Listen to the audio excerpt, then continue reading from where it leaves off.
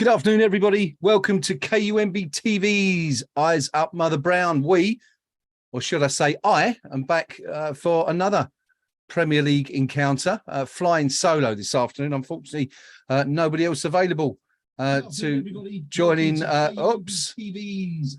Still as amateur as ever, even when I'm on my own. Nobody else available to join me this afternoon. So I should be taking you through this one. Hellos early to Dan and Polaroid. Hope you're all doing well, gentlemen. Hope you've had a good weekend so far. And let's hope that West Ham can make it an even happier one as the day goes on. I'm looking a bit pink up there at the moment. I'm not feeling that pink, to be fair, but I have to adjust the settings in a moment. But anyway, as you can see, some matches have already taken place this afternoon. There they are on the screen for you.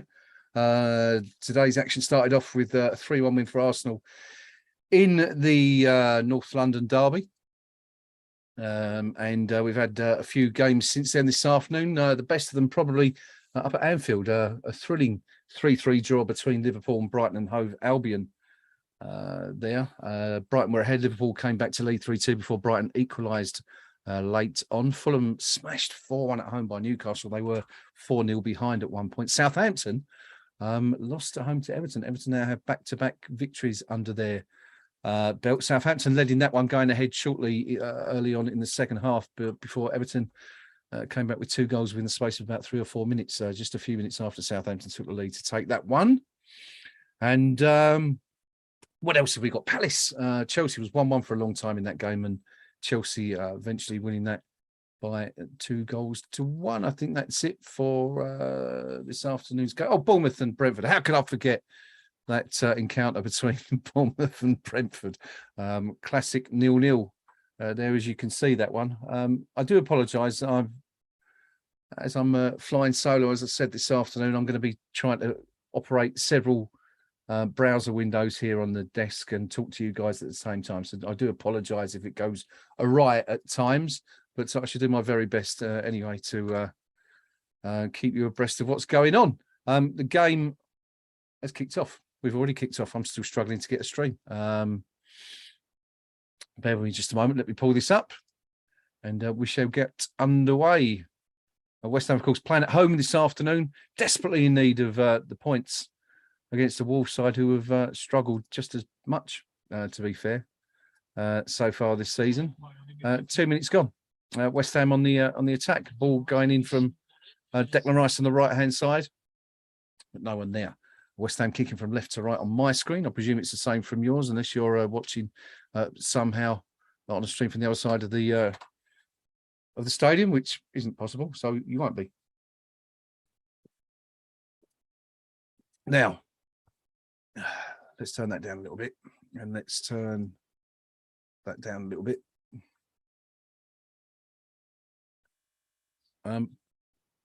Now, okay, back to the action. Podence has just tried his luck from about 20 yards in front of goal. Lucas Fabianski having his hands warmed early on as Wolves putting together their first meaningful attack of the match. It was actually going in. It was on target from Podence, but pretty easy one for Fabianski to deal with. He has tipped it over the bar just to be safe instead of trying anything spectacular. But it's a corner for Wolves anyway, coming in from West Ham's left, delivered into the box but headed clear by Tilo Kehrer, who we believe is starting at right back this afternoon. Hellos to Bob, Craven, Hobo, Metal, Steve. Hope you're all doing well, gentlemen, and having a good weekend so far. West Ham, of course, yet to win at home in the Premier League this season. This would be a first if we could get the win today. Wolves, of course, did make one signing during the recent international window. That was Diego Costa, the former Chelsea and Spain striker. He is in the team, as you can. I don't know if you can just see it up there, but it's it's sort of pretty small print, but he's in there. He's on the bench, not considered match fit enough to start. Wolves breaking on the left hand side. It's a real chance. West Ham living dangerously there. The shot coming in, danger's still not away, but the shot coming in, it's a good opportunity for Wolves. The ball breaks down the left hand side. Kehrer goes to ground. That's criminal from Kehrer, and Nunes just cuts inside him, drives the ball, aiming for the far post. It's actually, he's caught it on the outside of his boot, got it all wrong. Unfortunately for West Ham, it's gone out. But Wolves now breaking on the right-hand side. West Ham all at sea after that promising early start. It's back on the left-hand side now, down by West Ham's corner flag, but it's played back to the halfway line. Hello, Tony. Watching Inglorious 144p. Is that supposed to be 1440 or is that genuinely 144? What are you watching on an old Nokia or something? You know, like playing Snake at half time or something like that? I'm sure you're missing a zero there, Tony. Let us know anyway. Excuse me. Predictions, ladies and gentlemen. What do you reckon today? You fancy a win? I think the Hammers are going to get that long-awaited first home win in the Premier League this season. Let us know. I'm not so sure myself. I'm erring on the side of caution, I think, and I've got a feeling it's going to be a draw. I should run through the team. I'm going to go for 1-1, by the way, in case anyone's wondering. Running through the teams quickly. I mean, you can see them. I put them up at the top corners of the screens. For you, West Ham starting with Fabianski in goal. Kehrer, right back in a flat four opposite Cresswell. Dawson back in the side with Zuma. Rice and Souček retaining that those two places in the centre of midfield behind Paqueta, Cornet and Bowen. Scamacca leading the line this afternoon with Mickey Antonio on the bench. Joining Mickey on the bench this afternoon, we've got Alphonse Areola. Vladimir Soufal dropped today. Unless there's a medical reason for him not being there. If so, I'm not aware of it. Pablo Fornals, Michael Antonio, Manuel Lanzini, Flynn Downs, Ogbonna still not considered fit enough to start. Ben Rama and Emerson. Wolves now in attack, just coming to West Ham's final third, holding the ball very well at the moment. They'll be very pleased with the way they've started this game, I would imagine. Bruno Lager as well. Now, looking to get the ball in, delivered from the right-hand side into the box. Cut Zuma up with the header. Doesn't really go anywhere. And it's taken a second header from Souček to head it out. It's only as far as a Wolves player lurking on the edge of the box and looking to work it back in again. West Ham just can't get the ball clear at the moment. Not exactly what we were looking at before the game when we were hoping West Ham were going to take this game by the scruff of the neck, but early days yet anyway. Johnny drives into the box. He's forced another save out of Fabianski. Not sure if that was going to drift wide. That one. It looked as if it was going wide of the post, but Fabianski diving to his right-hand side anyway to avert the danger and punch it wide. Let's have a look at this. Yeah, it might have been going in. We'll get a better view from this angle. Comes in behind us. No, it's going wide. It's going wide, but Fabianski's just made sure he's got something on it. Corner comes in from Wolves. Anyway, headed out by Craig Dawson. Is it going to go out of play? No, Tommy Souček keeps it in. And it's actually a Wolves throw, and the ball kicked against him and put out. Let's have a look at some of these predictions. What have we got? Gore Edwards going for a 1-1 draw. Polaroid also 1-1 draw. Bob Claret, there we go. Bit of positivity from Bob. 2-1 win. Steve Palmer going for a 2-1 defeat. So we're not that confident this afternoon, are we, folks? Understandably so, given the team's form, the way it's been going in recent weeks. But anyway, let's hope they can perhaps surprise us a bit. What do you think of that formation? The way the team's set out. Thilo Kehrer, of course, playing at right back for Germany against England, I think, wasn't it, earlier in the week he played there. David Moyes obviously liked what he saw because he's given him the opportunity to do it again today. The first time he started at fullback for West Ham. Been playing at centre-half every game so far. What? Yes. No, sorry, folks. I've got a visitor. No, we're about 5 minutes in. Going to be a long time yet. I don't know. Here's Wolves on the break, but West Ham got a chance to counter. Jarrod Bowen driving into the opposition. Oh, I've played the ball through for Scamacca. Scamacca would have been offside. He's not watching the line. Nice break from Jarrod Bowen, but Scamacca failing to have a look along the line and see where the defence was. Sorry about that, folks. Don't get this on Sky Sports, do you? Metal going for a 2-1 win. Cornet to score both. We'd certainly take that, wouldn't we? The way things are going. Any surprises from those games this afternoon? What did you think of anyone watched the London Derby? I didn't see it earlier. The North London Derby, Arsenal coming out on top in that one, 3-1. Good result for them. But I guess the game of the day was Liverpool. I wasn't watching either. Unfortunately, I was catching. I took in a bit of the Southampton v Everton game, and I was actually really surprised at how poor Southampton were. They were pretty dreadful. They did take the lead, but Everton scored 2 goals in quick succession right after that, and Southampton barely mustered a shot at Jordan Pickford's goal after that. There was 1 or 2 decent half chances, but I was very, very disappointed with Southampton, and I got a feeling based on that, if that's the way they've been playing so far this season, they're going to struggle for the rest of the campaign. But just have a quick look at the table, see how that leaves things.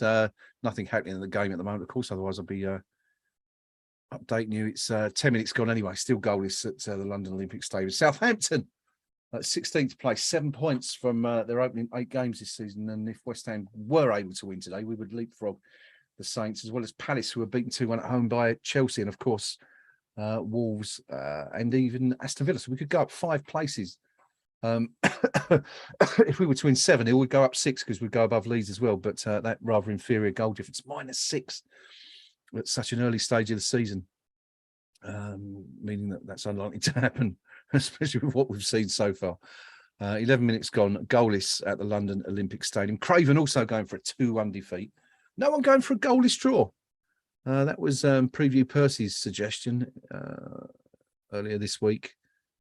Now, here's a chance. Scamacca's got in behind. He's onside. He's into the penalty box. Oh, it's unlucky. He's taken it early. Perhaps could have waited a moment or two. No, it's actually been given offside. I thought it was on. But let's have another look at that.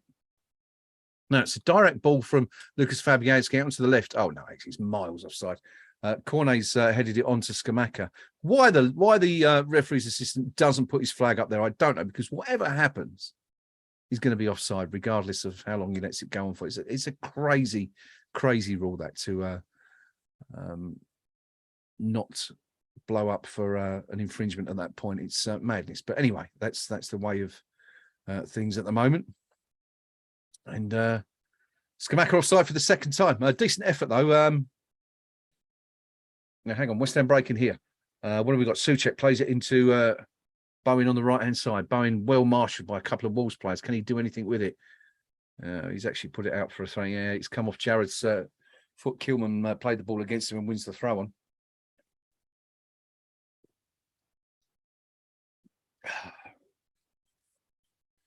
Disappointing for Bowen.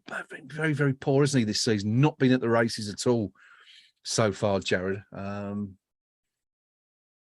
Dumped pretty much by Gareth Southgate for the 2 England games in the squad, but didn't feature and wasn't even selected for the squad that drew 3-3 with Germany on Monday. Obviously got some work to do. No doubt that message was made, or that much was made clear to him by Southgate last week. But hoping for a better performance from him today. Anyway, Wolves breaking into West Ham's half on the ball again. West Ham settling into that familiar defensive shape, as we so often do.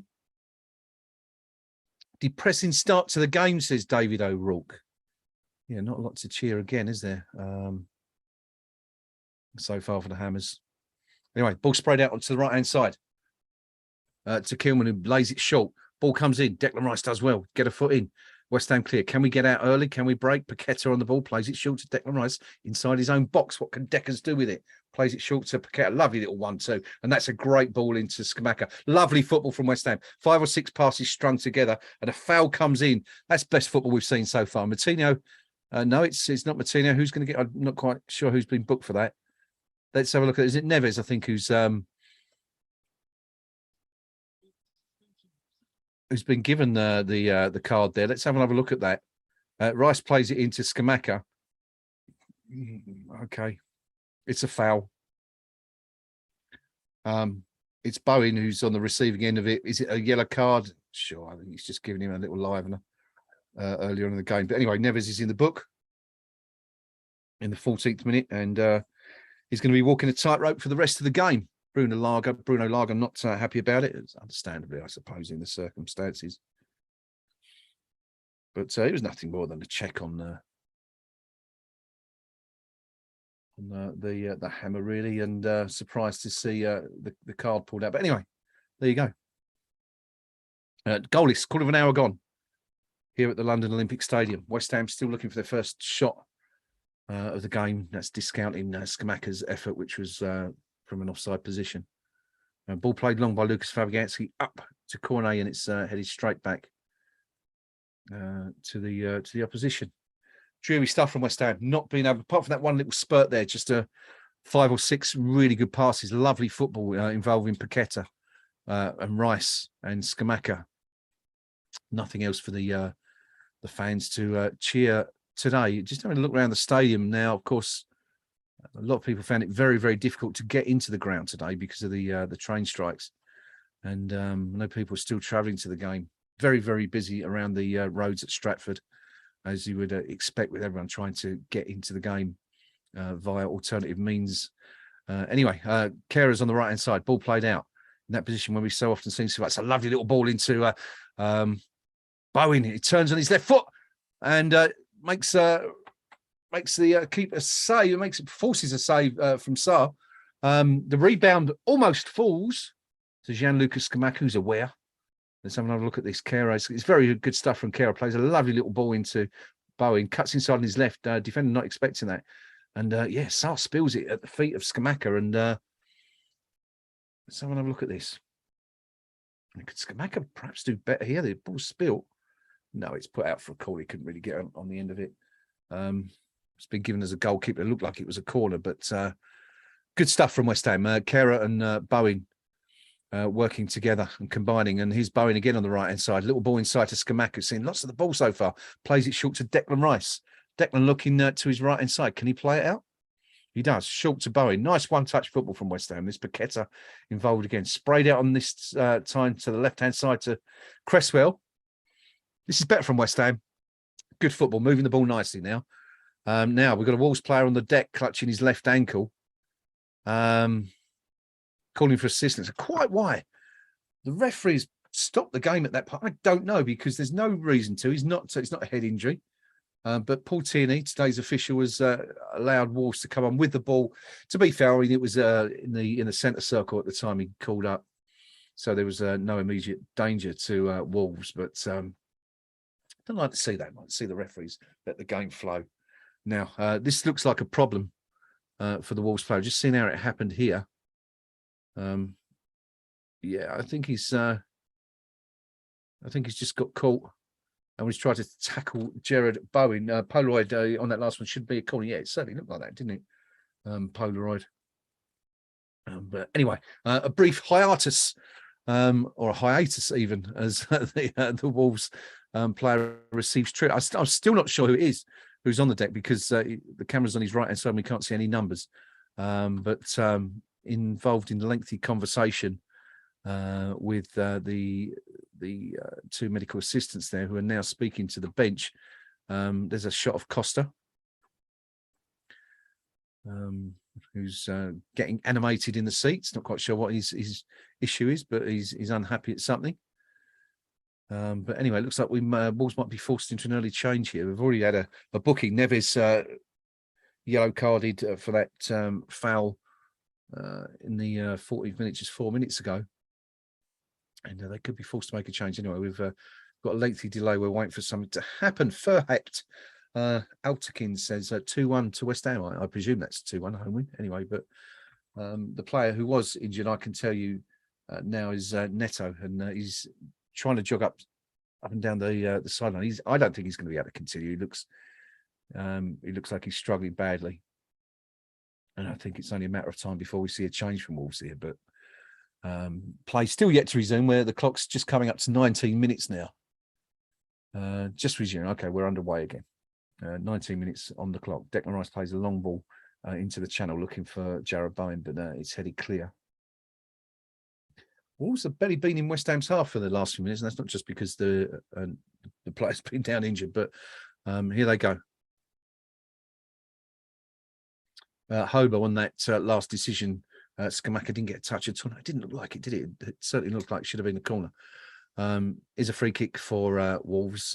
Maxwell Cornet just catching Nelson Semedo. Bit late there. Yeah, he's just caught him on the top of the foot with the studs. It's a clear foul. No further action required from Tierney. And Wolves have a free kick in a dangerous position here on the right-hand side of West Ham's penalty box.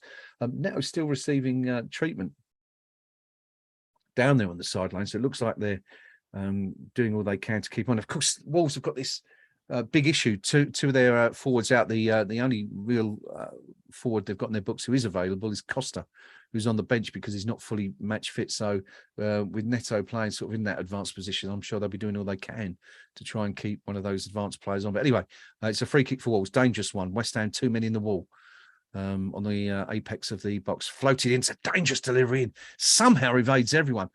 Craig Dawson almost got a touch on it that had he done so would have surely put the ball in his own net. Yeah, it's come across. Declan Rice manages to get out of the way. In the end, it's no real danger for West Ham, but a nice flighted delivery curling away from goal. Looked dangerous, but Wolves unable to profit. It remains goalless here at the London Olympic Stadium. Thomas Souček with the ball for West Ham inside the centre circle.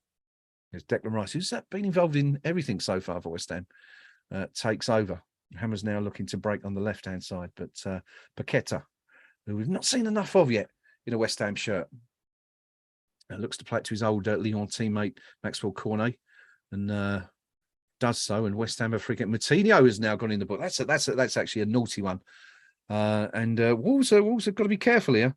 That's two midfielders. Let's have another look at that one. The ball's kind of loose.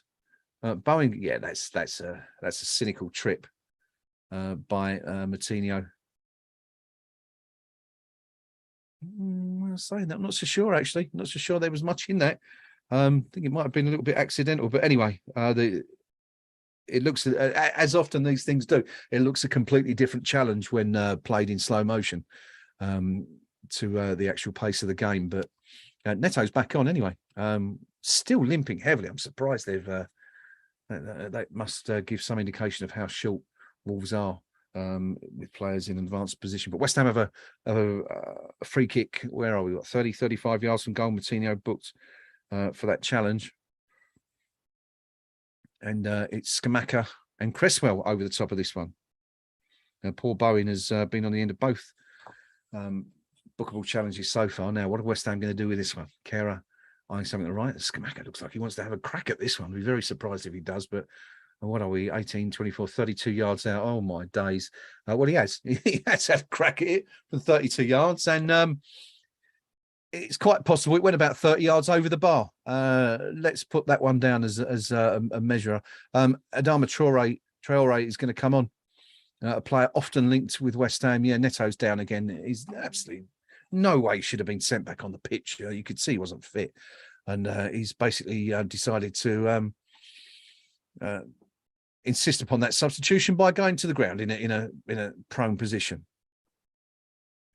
And yeah, it was Bowen involved again, actually, that Neto tried to make the challenge on, and it was that caused the injury. And here comes the muscle machine, Traore, a player that kind of almost a bit of a Bovril player, you might say, in the sense that he kind of divides opinion. Some people think he's a really skillful, tricky player. I think he's just a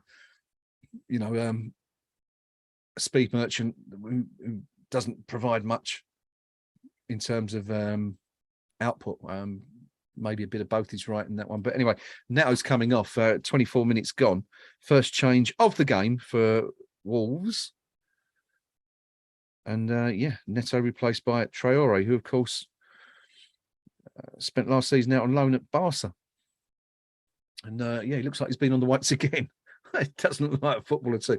Looks more like a middleweight boxer with that physique, and all oiled up as well. Doesn't do anything to detract from that view. Great ball down the line from Bowen. Souček centres. It's a bit late, but Cornet's got a chance to. Oh my days, he's got it all wrong. Decent delivery from Souček. I'm wondering whether Cornet might not have been better advised to take that chance at the far post with a head. Lovely ball down the line from Bowen. Souček racing onto it. First time delivery from the Czech. Hits the back of the 6-yard box. He's sort of chest high from corner, and he's tried to volley it into the top corner, and he probably could have chested it down and picked his spot. But anyway, another chance goes begging for West Ham. It's been the story of our season so far, really, hasn't it?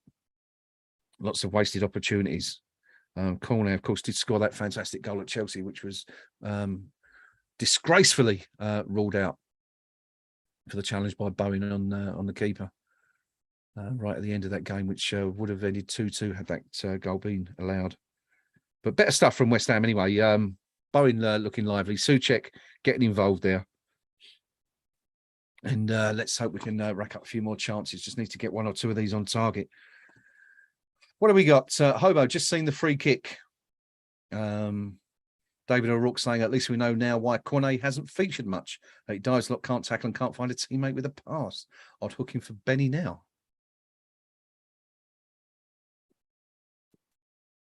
Ben Rama, of course, a player much like Traore, who divides opinion amongst the West Ham fans. I'm still not sure which side of the fence I sit on, whether he's a decent utility player, whether he should be starting every week. But he certainly had his moments, but very hot and cold at the best of times. I think that's fair to say. 26 minutes gone. Wolves in possession, just outside their own penalty box here. Forced into a change already. Neto replaced by Traore. 2 Wolves players in the book. Moutinho and Neves, both booked for late challenges on Jarrod Bowen. But that's pretty much been all we've had to talk about so far. West Ham had a couple of opportunities. Scamacca offside, volleyed narrowly wide, wouldn't have counted anyway. And the first real opportunity, Cornet's volley, and that he got horrendously wrong. I lie. We did have a free kick as well, didn't we, the Scamacca? It was so appalling. I've not even made a note of it. I should do that now, in case that's all we've got to talk about at half time. But anyway, 26.5 minutes gone at the London Olympic Stadium. Were you supposed to go? Anyone on the stream who was hoping to get to the game but couldn't because of the travel difficulties? Let us know in the comments below. Wolves now inside West Ham's half, playing the ball around neatly, looking for the opening. West Ham holding that's 2 solid banks of 4. The ball sprayed out on the left-hand side to Al Nouri. And the ball comes back in, centre of the goal, sprayed out this time to the right-hand side. Decent delivery. Semedo's tried to volley it first time into the box. Got it all wrong.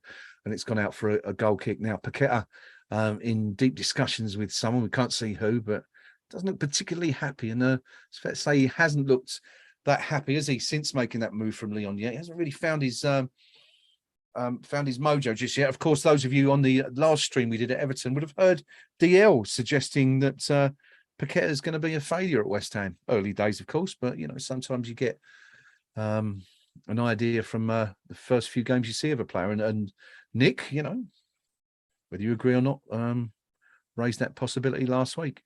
I think it's a bit early to say, but, you know, you never know. We're all entitled to an opinion, as they say, on these things. Ball's breaking on the left-hand side. Traore involved for the first time. Little step over.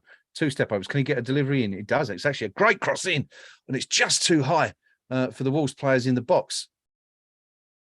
They've won the ball again on the right-hand side. It's played back short into the box, but Aaron Cresswell does well to nip in and hook it clear. Up to Scamacca now. Scamacca's done really well to hold off Moutinho, but goes down under the pressure of the challenge from Moutinho and another player who came in to help his teammate out there. Scamacca looks to Paul Tierney, asking if there's any free kick coming from it. No, says Tierney, waves play on. 28.5 minutes gone. Still waiting for our first meaningful effort at goal. Scamacca now, ball at his feet, looks up, plays it out to Bowen. Now Bowen's in a dangerous position, inside the box, cuts inside, still on the ball. Can he get it away? Oh, he can't. But here comes a shot from Scamacca. Oh, it's a rip roarer. What a goal that is. There it is. That's what we've been waiting for. Gianluca Scamacca now. I hate to get too excited because, of course, we all know what happens at these points. Is there going to be a VAR review? But regardless, it's a thunderous effort from Scamacca. Jarrod Bowen once again involved. Has been West Ham's best player on the pitch so far. Cut inside, couldn't quite get his effort away. The ball came out to Scamacca on the edge of the box, and he's absolutely smashed it into the far corner now. let's have a look, because I've got a feeling Bowen might have been in an offside position when the shot came in, but whether or not he would have been adjudged to have interfered with play is another thing. Let's have another look with the replay. The ball breaks. No, he's not offside at all. It's a fantastic goal. No question. That one's going to be allowed. West Ham lead. There we go. That's what we've been waiting for. That little spark.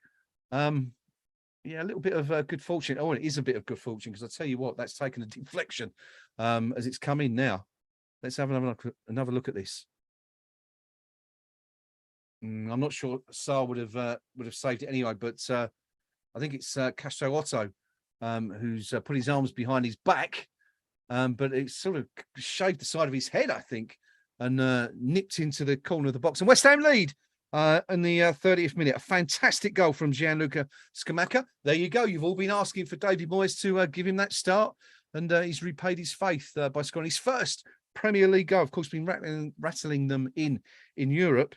But that is a tremendous strike from Scamacca. And Jarrod Bowen, of course, credit to him for making the opportunity. Four Wolves players closing Bowen down, but no one picking up Scamacca on the edge of the box. Slight touch of good fortune for West Ham in that. Well, the ball fell kindly to him. And, of course, there was that deflection. I'm not sure it would have made any difference. It was a very, very slight deflection anyway. And I think the ball would have probably found the net. Saar was going the right way, but I'm sure it would have beaten him anyway. Such was the force on the shot. Yeah, great stuff. West Ham lead, 30 minutes. Gianluca Scamacca, the Italian international, bought for a colossal amount of money. About £35 million, all in all. Now, what's happened here? We've got a Wolves player rolling around on the floor. Actually, he's not rolling around. He's Let's have another look. Yeah, I mean, Tilo Kerr has won the ball prior to it. He's just bundled into the number 27, Nunes.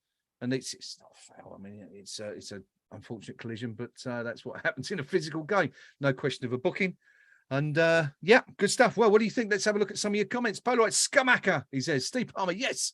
David O'Rourke, good goal, all right. Bowen looking sprightly. Certainly is, isn't he? Just wondered, David, whether he's had a kick up the backside, having not featured for England in the week. Steve Palmer says that's a properly taken goal, wasn't it, just Steve? And Hobo says, great goal, but I think Scamacca was lucky to get away with a foul earlier in the build-up. Cracking stuff. Otherwise, well, interesting comment, Hobo. I didn't see that, but we'll have to have a look at the replays. Scamacca, of course, was involved. He played it out to Bowen first of all before getting the ball back some moments later. And let's have another look at this again. Saar might have actually been able to get something on there. Had that not taken the deflection off of Otto's left ear hole, should we say. But anyway, it's in the back of the net. You don't take your chances, you don't score goals, and that's great stuff from Scamacca.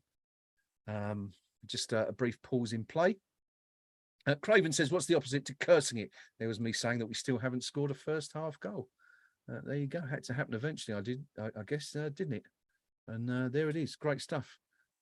Truth, didn't start that well, of course. West Ham under the cosh for the first 5, 6, 7 minutes. But we've not really been threatened that badly. Now, Cornet is... not quite sure what happened there, but it looks like he's going to have to go off, having received a few moments of treatment, clutching his left calf. They're dropping like flies out here this afternoon. It looks like Pablo Fornals is going to come on for Cornet. So West Ham now forced into a substitution. Not one I guess we should be too worried about, really, should we? Cornet not really shone so far. I haven't seen an awful lot of him apart from that one effort in the 25th minute that he volleyed over from the Thomas Souček deep cross to the back stick. Let's have another look at it again. Yeah, that's actually a really, really naughty challenge from Podence. I'm surprised the referee's not taken action there, because he's gone over the top, studs down on the top of his foot. And yeah, I'm really surprised that the referee's not taken any action there. But anyway, Pablo Fornals is the replacement. Another player who's been absolutely wonderful for West Ham since he made the move from La Liga. Not this season, though. Not started very well. Of course, nobody has. Excuse me. But Spaniard well below par so far this season. Looking to get on it a bit. Shame for Cornet, says Steve Palmer. Moyes doesn't like Benny, says David O'Rourke. Wolves in possession just inside the West Ham half. 34 minutes gone. I'm sure we'll have a few minutes of added on time at the end of this one because of the number of injuries we've seen. Nori moves inside. It's on the edge of the box. Moutinho with the ball, and Kurt Zouma puts the ball out for a Wolves corner with a rather strange clearance, a back flick, I suppose you'd call it, with the back of his heel, just inside the box. Anyway, Wolves have a corner on the far side on West Ham's left. West Ham not man marking at all here. It's all zonal marking, 6 players on the edge of that 6-yard box, and it's not managed to clear them and headed out for a Wolves throw-in. Now, it looks like Nunes might be limping a little bit there, which would be terrible news for Bruno Lage, who's already lost 2 players. Lost 1 player to injury this afternoon and is battling against a lengthy injury list at the club altogether. Wolves looking to build on West Ham's left-hand side. Aaron Cresswell moves forward. Now, just trying to get an eye. I don't know if any of you managed to see it because we didn't run it until much before kickoff, but there's an interesting article on the site about West Ham's lack of closing down pressing, they call it these days, don't they? High press, and showing how statistically West Ham are the weakest in the division. Kurt Zouma's just conceded a free kick. Number 17, Gonzalo Guedes, has gone down. That's free kick taken quickly, and it's just rolled out of play, and it'll be a goal kick for West Ham. So I was kind of interested to see if there'll be any change today, but I'm not sure there's any real evidence of West Ham pressing any higher, still keeping that tight, compact shape that David Moyes likes to employ, whether at home or away. And anyway, it's paying off so far today. 36 minutes gone. West Ham lead Wolverhampton Wanderers 17th versus 18th in the table, or at least it was before kickoff. Not sure that's changed now, has it? Let's have a quick look. No, it was the same, but West Ham, of course, in the current league table are up to 16th.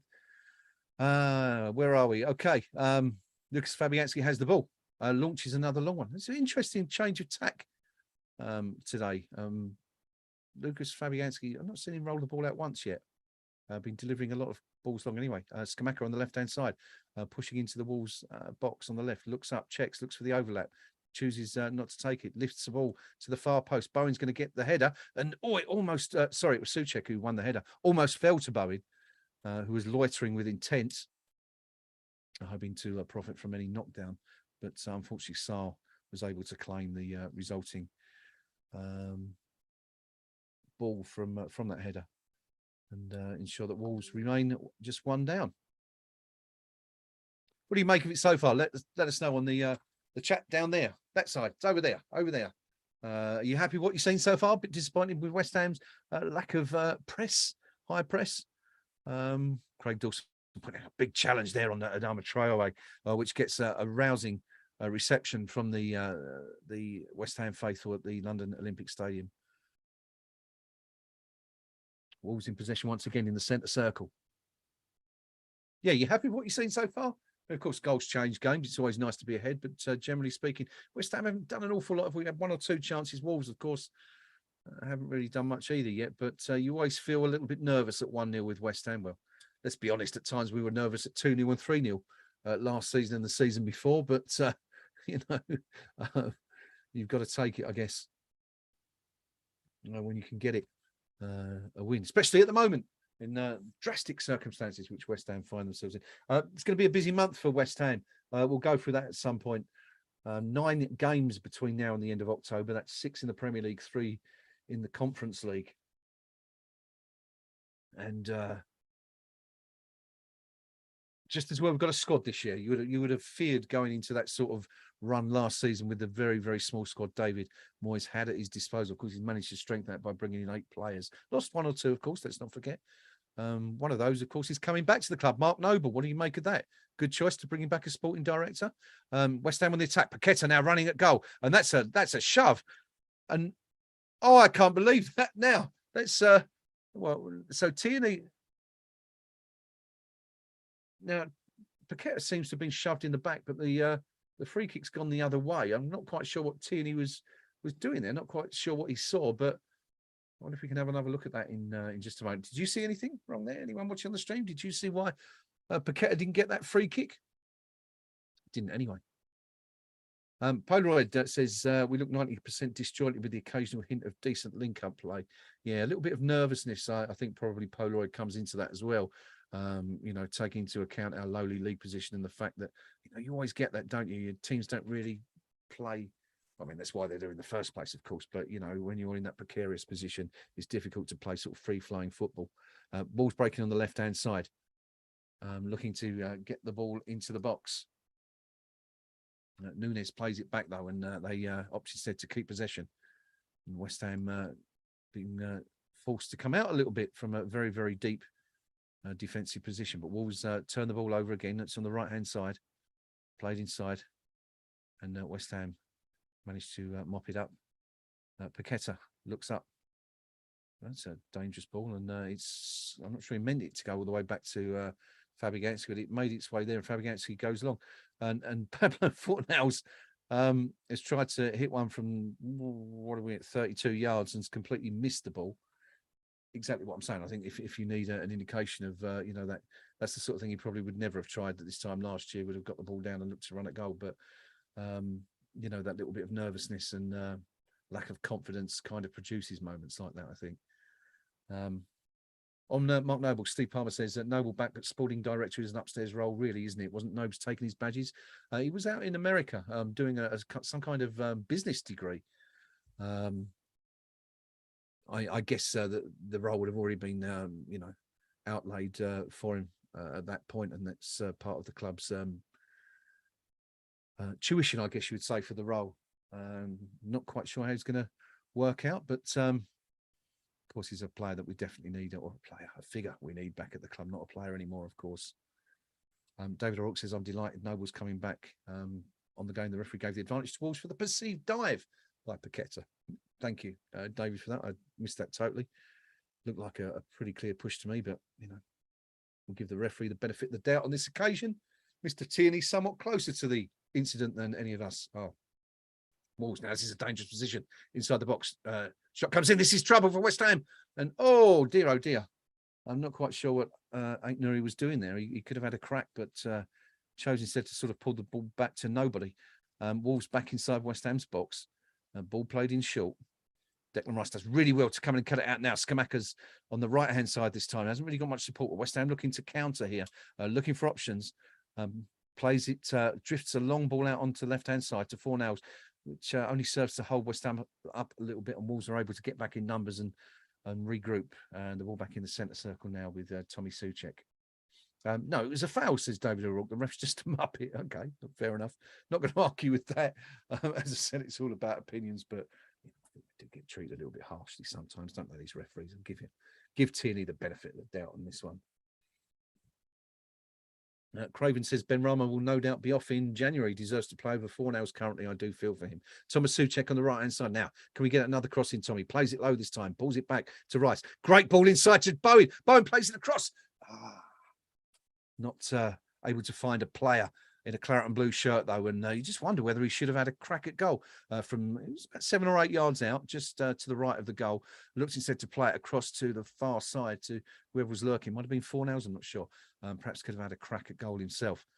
But Bob Claret says, I can't see the game, so I'm relying on your commentary. You're doing a great job. Thanks, Bob. I appreciate it. And try and keep you up to date as much as possible. Mark Pierce also says, I can't see anything. That's why I'm listening to you. If you do want to stream, gentlemen, I'm sure you can find one on the KUMB forum in the live streaming thread. Just going back to that Wolves chance. Yeah, I mean, I'm not quite sure what Aït-Nouri was doing there. He could have really had a crack at goal. He's inside the 6-yard box, just to the left of Fabianski's goal, and instead tries to play it inside to, well, nobody. There was nobody there. Opportunity missed for Wolves, but another example of players maybe overthinking it when the confidence is low.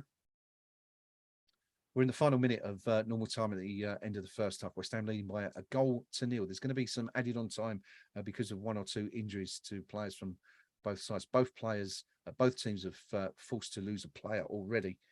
Neto for Wolves in the 24th minute, replaced by Traore, and Fornells replaced Cornet 10 minutes later. Wolves have a throw-in. Thought it's going to be a corner. Nuri tried to centre it. The cross was blocked by Tilo Kehrer, who is playing for the very first time at right back this afternoon. Second time inside a week. I say very first time for West Ham, I should stress, because he played there on Monday for Germany and has played plenty of times at right back. Shot comes in by Wolves for the edge of the box. Podence drills it low to the centre of goal, and Lucas Fabianski has pretty easy to, it comes through a couple of bodies, but he can see the shot and just drops to his knees and plucks the ball, pulls the ball into his arms. Another long goal clearance, long kick from Fabianski. Seems to be order of the day this afternoon. None of this playing it short and trying to dribble the ball out from the back. Chris Valentine, congratulations from everybody at KUMB. Hope you're having a wonderful time. Chris on honeymoon in Mexico. Hope you're having a. What's the weather like over there, Chris? Hopefully it's shining, sun's out. Hopefully the new Mrs. Valentine isn't too perturbed by the fact that you're listening to us talk about West Ham rather than perhaps doing other chores that might be more befitting of your honeymoon. You know what I'm saying? Anyway, I hope you both having a lovely time, and many congratulations from me and everybody here at KUMB. We're into added on time. 4 minutes called here at the end of this first half. Tommy Souček plays the ball down the line looking for Paqueta, but it's too far and it's gone out, drifted out for a throw into Wolves. So into the final 3 minutes of this half. Sorry, just reading some of your comments there. Wolves in possession once again, just inside their own half. Ball played short, and the turn comes in, and Declan Rice's attempted ball forward, but Declan Rice steps in, reads it very well. Ball to Scamacca, out on the right to Bowen. Bowen only one defender in front of him as he goes towards the box, cuts outside, shot comes in, good block, only as far as Tommy Souček. Bounces up awkwardly for Souček, can't quite get it under control, but he has now, and he's out on the right wing by the corner flag, looking to keep the ball up. He's done very, very well to get inside his player. And he seems to have been fouled about 5 or 6 times there, but Tierney's letting play go on. Well, is there going to be a free kick given? Souček was bundled over 3 or 4 times. Even referee Paul Tierney has seen the funny side of it. And yeah, he's finally given the free kick after the 3rd or 4th foul, I think it was, on Tommy Souček. West Ham have a free kick. It's down by Wolves. Down by West, the corner flag on the right-hand side, just to the right of Wolves' penalty box. It's essentially a corner. It's 2 or 3 yards inside the corner flag and a yard off the byline. So Jarrod Bowen's probably going to drift this one in. What's going to happen here? Bowen's had a good first half, probably the best half he's had this season in the West Ham shirt, I'd say, which is good to see now. There's some argy-bargy inside the 6-yard box. Kurt Zouma in front of goalkeeper Zaha. The referee, Zaha, complaining, but there's absolutely nothing wrong with that. Bowen drifts the ball in deep, and it's gone over everyone. Craig Dawson sticks out a leg to try and prevent it from going out for a goal kick, but he can't do so. Dawson back in the side, of course, today, alongside Kurt Zouma at the back there. Even David Moyes has seen the funny side of it. We've seen a smile on the boss's face, which is nice to see. Haven't seen many of those this season so far, but anyway, we're just entering the final minute of 4 added on my stream. West Ham leading by a 1-0. Wolves launched the ball long, but that's meat and drink for Craig Dawson, who just ducks under it and lets the ball roll through to Fabianski, who throws the ball out. There you go. Probably the first time today we've not seen Fabianski launch the ball long. Throws it out wide to Kehrer, who goes back to Dawson, who's going to go back to Fabianski. I'm sure this time he's going to launch the ball long. Yep, there it is.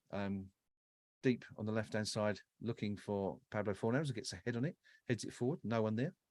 Wolves regain possession, just waiting for the half-time whistle to blow now. We've got another 20 seconds or to go before that happens. Wolves are going to have to launch something forward fairly urgently if they're going to get back into this game before half-time. It's played out on the left to Nuri, plays it down the line. Traore inside the box. This is dangerous. Craig Dawson does really well to come across, blocks the cross, and wins the goal kick because the ball, as he's blocked it, rebounds off Traore for a goal kick. And that, I believe, is half-time. Indeed, it is. Half-time whistle blown by Paul Tierney, 49 minutes and 3 seconds on the clock.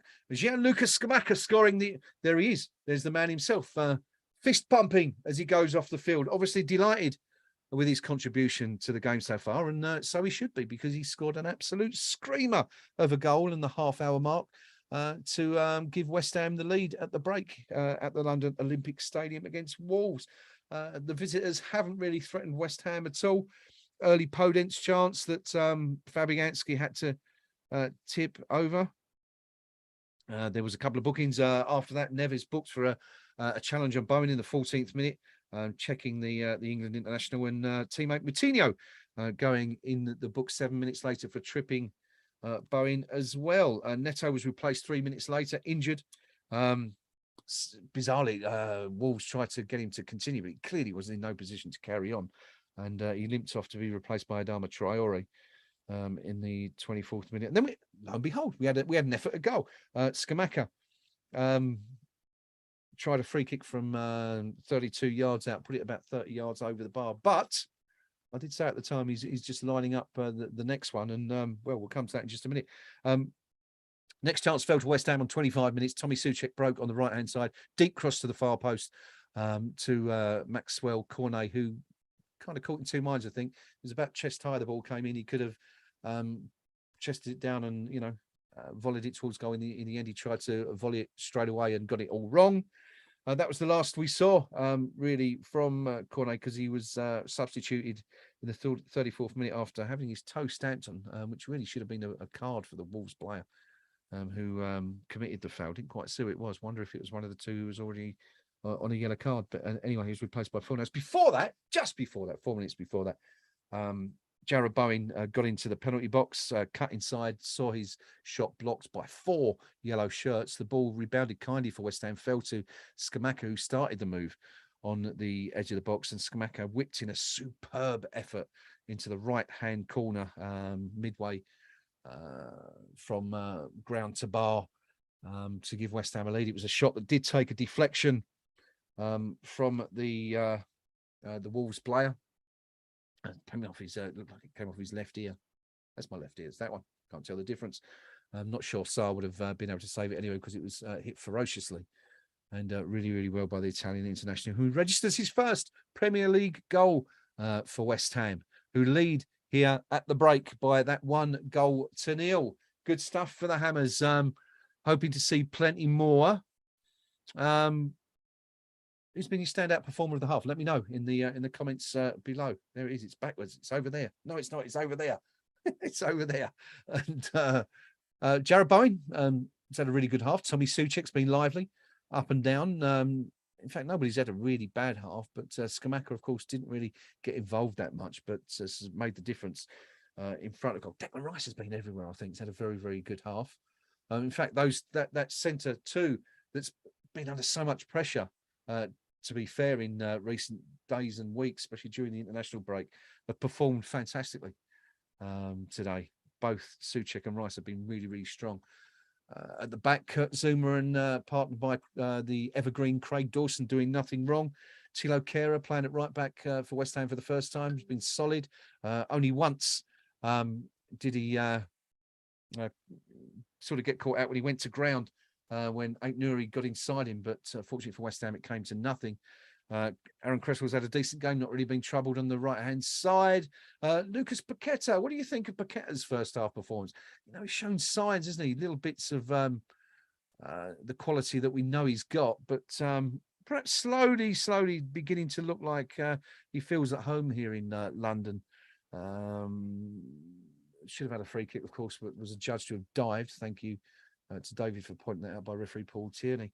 Cornet, of course, has gone off. Fornals has come. We haven't really seen anything of him yet. But yeah, who's stood out for you so far? Let me know what you made of that first half, and can we go on and maybe extend that lead, or is it going to be a nervous second 45 minutes for West Ham? Let's have a look at a couple of your comments. Steve Palmer says, playing Scamacca with some support, I think that will work well. And also mentions Craig Dawson, who says as Marshall Traore.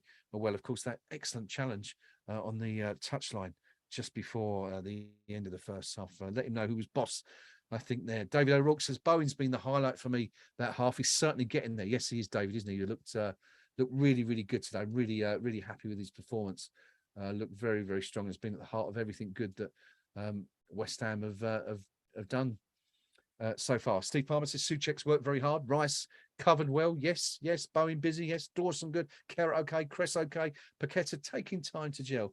Yeah, he's sort of still waiting to see the best of him, aren't we? But let's hope that's coming now. Let's take a quick dive into the KUMB.com general discussion forum to have a look at the match thread and see what the regular punters are making of the game so far. I've just seen a replay of that goal. 1, 2, 3, 4, 5 Wolves players closing down Jarrod Bowen, who was on the ground when he celebrates thusly when Scamacca puts the ball in the back of the net. Just have another look at that strike. Yeah, it's a really good shot. I don't think Zaha would have got to that. Maybe it wouldn't have been so far into the corner, but I think Zaha's well beaten either way.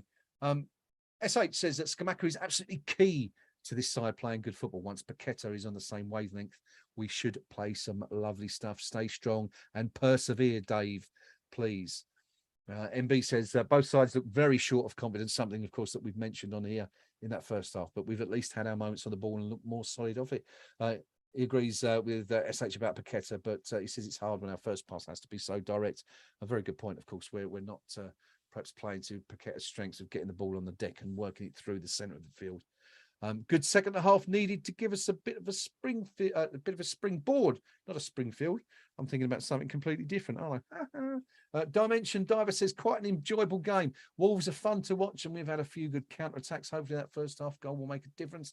It will force Wolves to roll the dice and allow us opportunities for counter-attacks. War Pony says, I wouldn't call it a good first half for Souček. I thought it was poor for the first 20 minutes, but improved for the last 25, and long may it continue. Bubbles Fortuna saying Wolves have been pretty horrible. Neves with 5 yellows in 8 games tells you all you need to know. Bowen much better. Scamacca very impressive, and looks like there's more to come. Souček has been very good. Might be an unpopular opinion. No, I totally agree with you, Bubbles. Considering we're playing against 12 men, we're doing well. I'm not sure that's the case. I think that's a little bit unfair on Paul Tierney. Don't think he's been that bad. What have we got? What else have we got? Mark Pierce says, I've just found a clip of the goal. Lovely technique, but a fortuitous deflection, perhaps. Certainly helped, didn't it, Mark? Take the ball into the corner. But as I say, I think Zaha was beaten by the pace of that shot anyway. It was definitely on target, just kind of put even further out of his reach by the deflection. But yeah, I mean, it's the whole thing was a little bit fortunate for West Ham, the deflection coming off of Bowen's shot straight into the path of Scamacca, the deflection for the goal. But you know, as we often say on this stream, if you don't buy a ticket, you can't win the prize. And I'm not sure we do actually. I might have just made that up, but anyway, it kind of makes sense in respect of what we're talking about there, I suppose. What else have we got? Scamacca, Bowen, Souček, Paqueta, Tilo, and Big Doors all look good, says WC Pete. That was a solid half to build on. Don't sit back now, Moisey. Don't sit back now. Go at them. There are signs of life in our side. This West Ham is not dead. It's still alive. There are still signs of life. Well, there certainly were towards the end of the half. Steve Palmer adding, I think we'll come out of that half with a bit better confidence, not just because of the goal, but overall team play. Okay, better, particularly in the last 20. Yeah, I mean, obviously the goals will breed confidence, Steve, won't they? And kind of get the feeling one more and the floodgates might open. This is a poor looking Wolves team, let's be honest. But of course, we've said that once or twice already this season. We said it at Forest, we said it against Everton. We've not played particularly well against the teams who are in and around us in the table at the moment. One thing I suppose we should do, which I neglected to do, criminally neglected to do in the entire first half, was look at the match stats. Let's have a look. First half stats: West Ham possession, 37%. Wolves 63% possession. West Ham 7 shots, 2 on target. Wolves 5 shots, 3 on target. No corners for West Ham. Interestingly, that's probably a first. 3 for Wolves, which have all come to nothing, being wasted. West Ham committed 6 fouls, and Wolves committed 3. So once again, possession-wise, West Ham happy to sit back and allow the opposition the ball and try and hit them where it counts on the counter. So many people have been saying they're not happy seeing the West Ham side play like that. I just wonder if that changes if we start to string a few wins together. Of course, results, as we know, ultimately make the difference in any discipline, whether it's football, any sport, tennis, whatever. You can sort of overlook the manner of the victory, I guess, if the wins are coming. But of course, you tend to look closely at all those faults when the results aren't good, and it's exactly the way it's been so far this season. But West Ham quite happy to sit back. People calling for a bit more sort of attacking impetus from the team and try and get their foot on the ball a bit more. Just wonder if that's we sort of touched on it a couple of times, whether or not that is the issue with Paqueta so far, is that we're just not seeing enough of the ball to make the most of him. But anyway, have another look at a couple of your comments. I'm going to shoot off for a minute just to get a refill. This one's running a little bit low, but I'll be back very, very shortly. Steve Palmer says, I'm not tempting fate, saying things like floodgates too often on the receiving end. Chris Mulhall saying, yeah, how good has the Scam Man been? And Martillo says, good first half, a Bowen goal to settle the nerves, please. We would certainly take that, wouldn't we? Anyway, that is where we stand at the halftime interval. West Ham leading Wolverhampton Wanderers by 1-0. The only goal of the first half coming on the half-hour mark. Gianluca Scamacca scoring for West Ham with a fantastic strike. I think I got rather excited, actually, when he scored. Doesn't happen often, but it was that good a goal. It deserved a response like that. I'll be back very shortly for the second half. Just going to pop off for 4 or 5 minutes, and I'll see you on the other side. Take care. See you in a moment.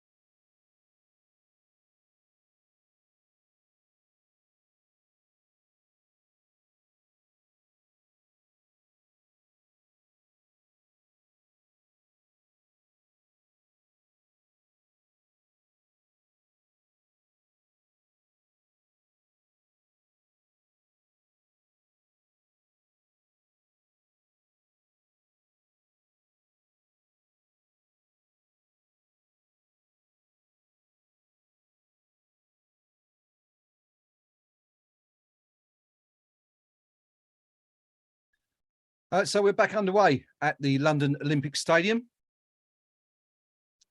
West Ham leading at the break by 1-0. All right, just pops up again. Did we have any changes? Let's have a look. Don't think so.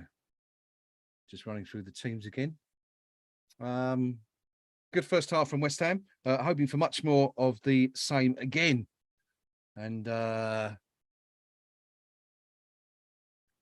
Wolves starting the game with possession on the right-hand side. Ball drifted out to the left.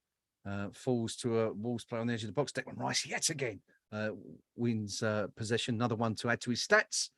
Right there. I'm happy to say I'm joined by DL, who's come to join us for the second half. We're going to get him on in just a moment. Let's just see what happens with this chance. Wolves on the right-hand side. Still in possession, much the same as they started the first half. But able to do very little with it so far. Traore with the ball and, to the left of West Ham's penalty box. Marshalled by Craig Dawson. He looks for options. Plays the ball back short. Will a cross come in?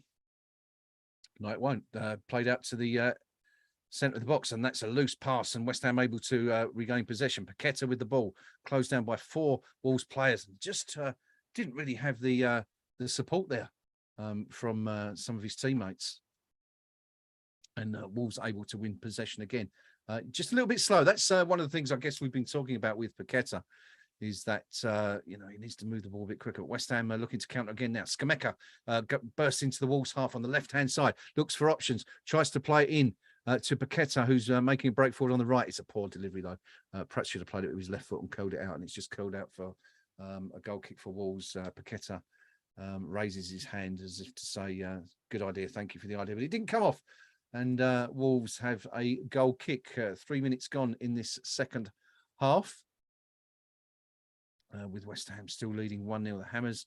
We don't want to see West Ham sort of sit too deep here. And this is take some good positions. His movements. Okay, there he is. We're joined by Nick, as you can see. I'm just going to bring him into the screen. I'm going to shuffle across over there and bring him in. Wolves have a corner. Oh, look, it's a little me. It's a little Nick. It's a little one. Let's drifted. It's another poor corner from Wolves. It's their 4th corner of the game so far.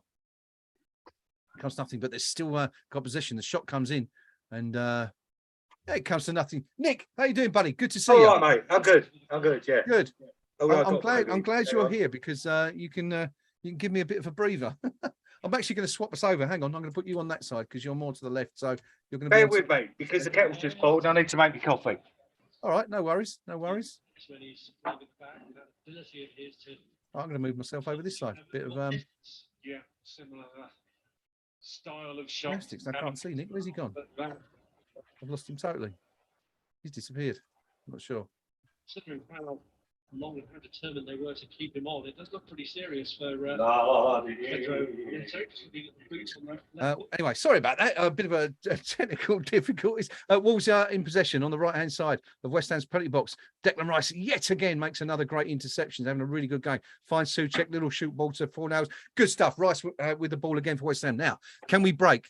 Rice breaking on the left-hand side into the Wolves half. Fornals played in short, plays it back to Rice, who's run the whole length of the pitch. And it's a poor touch from Fornals, unfortunately. But good stuff from West Ham. Much, much better as we look to counter. But anyway, Traore has the ball now for Wolves on the halfway line. End-to-end stuff at the moment. No one closing him down. He's allowed to run into the final third. Still on the ball to the edge of West Ham's penalty box. Souček in front of him. Sticks out a foot. Can't win the ball. The ball played out left to Aït-Nouri. He's going to try and get a crossing. Can he deliver? No, plays a little 1-2. Still has the ball just outside the box. Wolves still building slowly, patiently, waiting for the opportunity to arise. West Ham have got numbers back here. All 10 players behind the ball as Wolves have the ball 30 yards from goal in front of the penalty box. Still looking, Johnny and Craig Dawson is this time who wins the ball and hoofs it straight back to a Wolves player. That's poor stuff from Big Dorse. Scamacca remonstrating with the defender and saying, what was that? Not the greatest ball. Delivery comes in from the right-hand side. This time it's Tilo Kehrer. Who half clears the ball. It's only as far as Traore on the edge of the box, who tries a speculative effort with a volley from 20. What are we looking there? It's right on the edge of the box, 18 yards. It's only narrowly wide of Fabianski's left-hand post. Fabianski didn't move. Traore didn't catch it correctly. Put the ball into ground. It's no more than 3 feet wide of the post. Nick, West Ham dreadfully lucky there. We were, yeah. I've just seen that. I'm about 30 seconds behind you. That could have gone pretty wrong, but it was Kehrer, wasn't it? With the dodgy old clearance. But I never see that. It never happened. It was someone else. Traore's going into the box again. He's running to Craig Dawson and love that. It's superb. Dawson just stood up now. There's a yellow card. Tierney's just distributed another yellow card. I think that's going to be for a West Ham player because there's a Wolves player on the deck. Let's have a little look. See here. Is it Declan Rice who's gone into the book? I think it might have been. Let's have a look. Rice wins the ball. Now, what's happened here? And, I mean, Nick, you're going to see it in just a few seconds. It's a fair challenge, and Rice has been booked for it. I'm not sure it was. Not sure that was a yellow card at all, but it's been given. And the West Ham skipper now are walking a tightrope, as are Neves and Moutinho for Wolves. Nick, what have you made of it so far? I've literally just, when I sat down with my coffee, that is really the first I've seen of the game. There's no way that was a booking. No way at all. Dreadful. I was reading the forum while I was out, actually. It sounds like the ref ain't having the best of games, is he? So I don't think he's done that badly. I've got to say, I don't really think he's put a foot wrong. I'm not sure where that came from, but all about opinions, isn't it? Declan Rice on the left of Wolves' box tries to drill it across for Kehrer. It falls to Fornals, who's tried a shot from 25 yards. It's blocked. Yet again, he seems to be having a go for now. Anyway, he's won the ball back, quite industrious. He's managed to win the ball back on the left-hand side and has his pocket picked again. And the player who did so has just completely missed the ball. He's put it out to touch and then rolled on the floor as if he was injured. Bit of a comedy moment all round there. Was that Nunes? I'm not quite sure, but Tierney just says, "No, you're having a laugh, pal," and waves it off. West Ham have a throw-in on the left of Wolves' penalty box. Cresswell looking for options. Yeah, what's he playing at? He just took an air shot, didn't he? And then fell over. He did, didn't he? It was one of those where you're kind of like so embarrassed, isn't it? You kind of just roll over and pretend you'd been hurt to sort of save having to face your teammates, I think. But Bob Cresswell's throw-ins are so slow, aren't they? Yeah, he's not in any hurry there, was he? Looks like we might have a second goal coming up, Nick. Nick, looks like we might have a second goal coming up. Let's have a look. Tilo Kehrer on the edge of the box. Had a shot. It's blocked. Falls to Jarrod Bowen. Cuts inside. Little header. Plays the shot. Oh, it's 2-0. Yeah, that's go on, you I don't say that. It's only 2. Jarrod Bowen has sent West Ham on the way. Surely, this is it, folks. This is our first home league win of the season.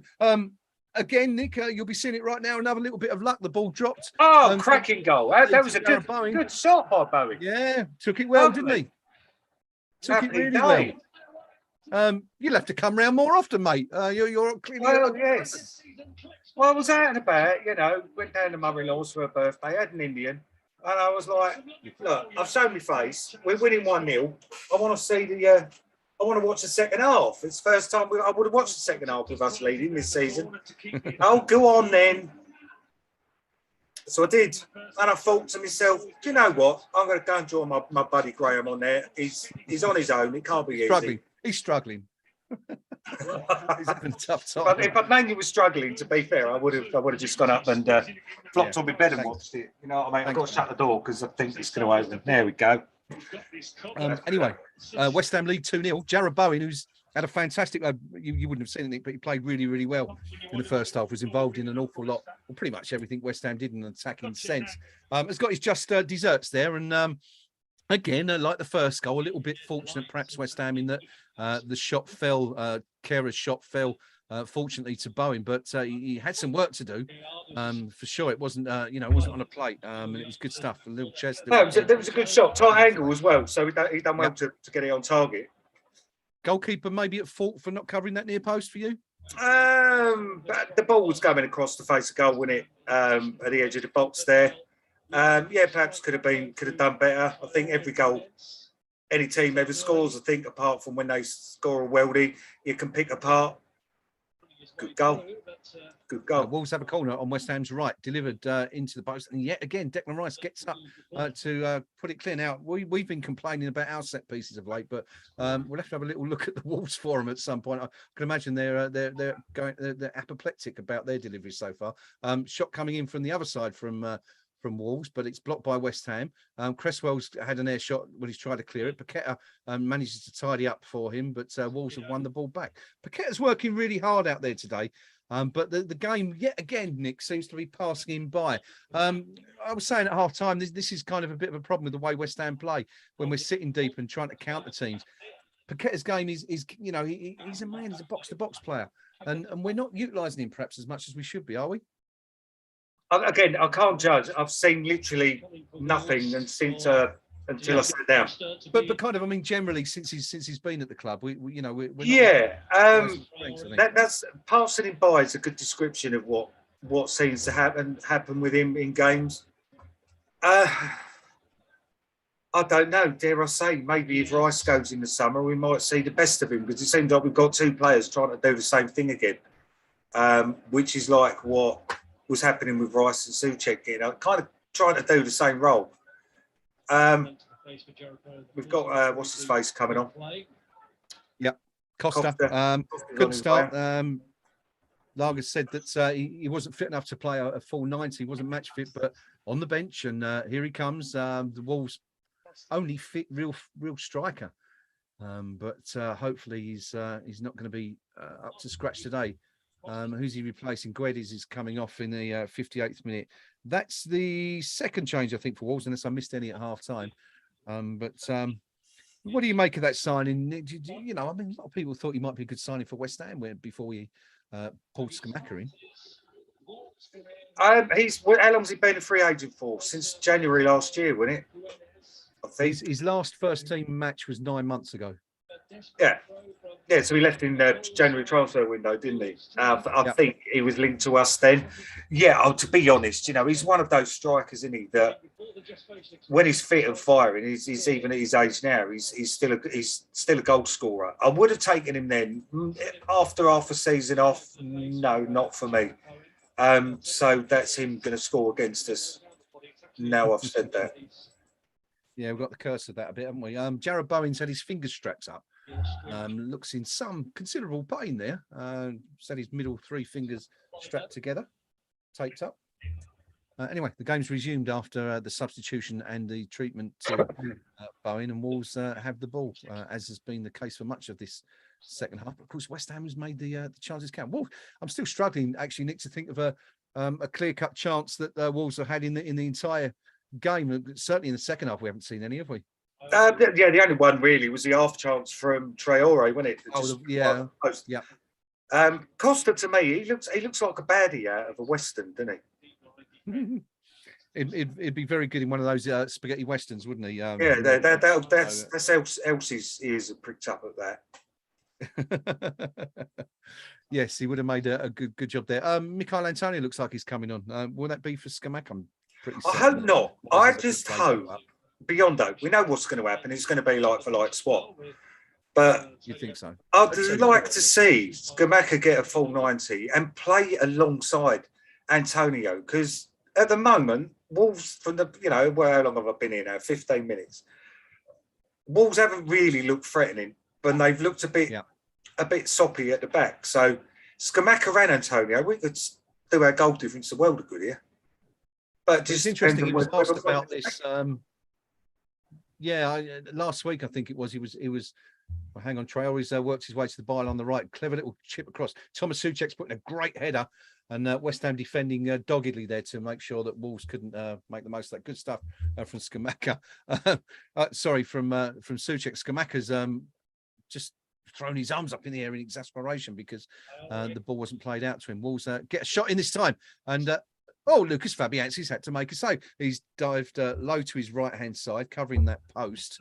But who was it who had the shot? Let's have a look.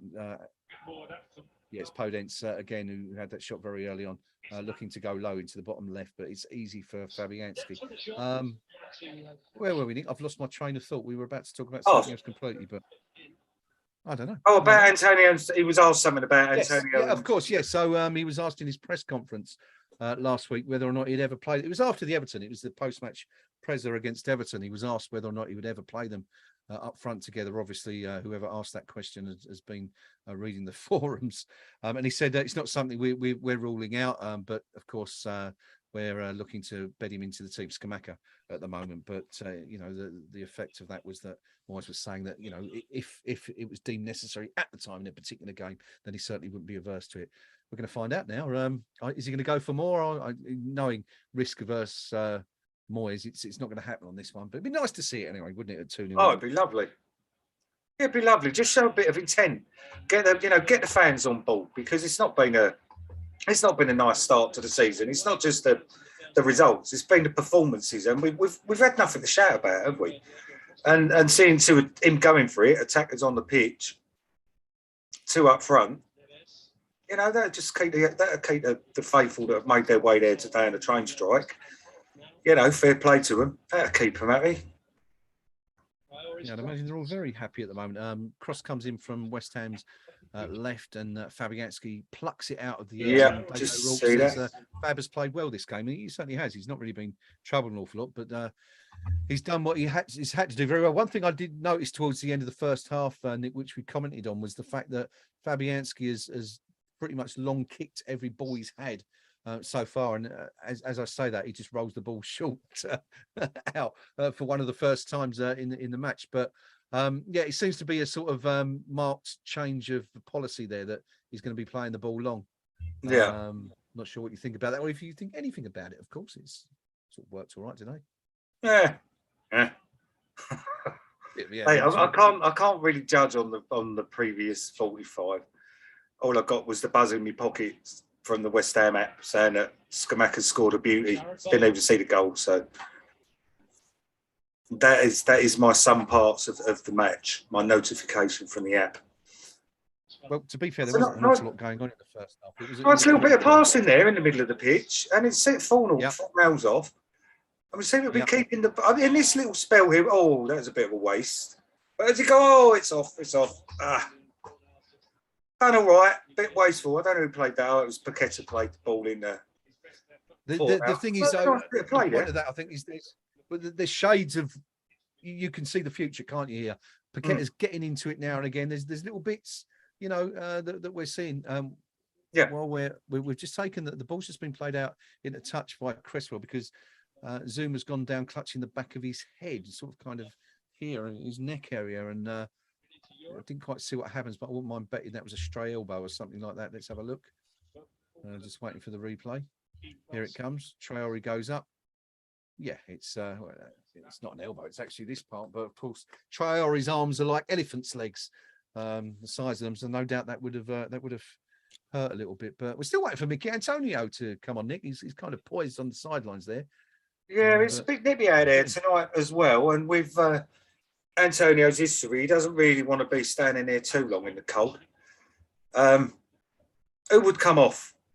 It's going to be Scamacca. But if Moyes is deciding to have a bit of fun, because I think it'd actually do him good to play together a bit as well. Rather than watching Antonio from the bench to see how we play to Antonio's strengths and stuff. Rather than watching from the bench, actually watching what he's doing on the pitch for half an hour. We're 2-0 up. Yeah. Could have been 3. Yeah, just a good break from the Hammers there. And just at the other end, Wolves are into the West Ham's box. But Thomas Souček, absolutely brilliant there. 2 great challenges and wins the ball back. He's been fantastic today, Tommy Souček. Really, really pleased. And he was one of the players who's under an awful lot of pressure. I mentioned this in the first half. That sort of him and Rice in the centre. A lot of people were saying we should change it, maybe drop Paqueta back in there, maybe bring Flynn Downs in there.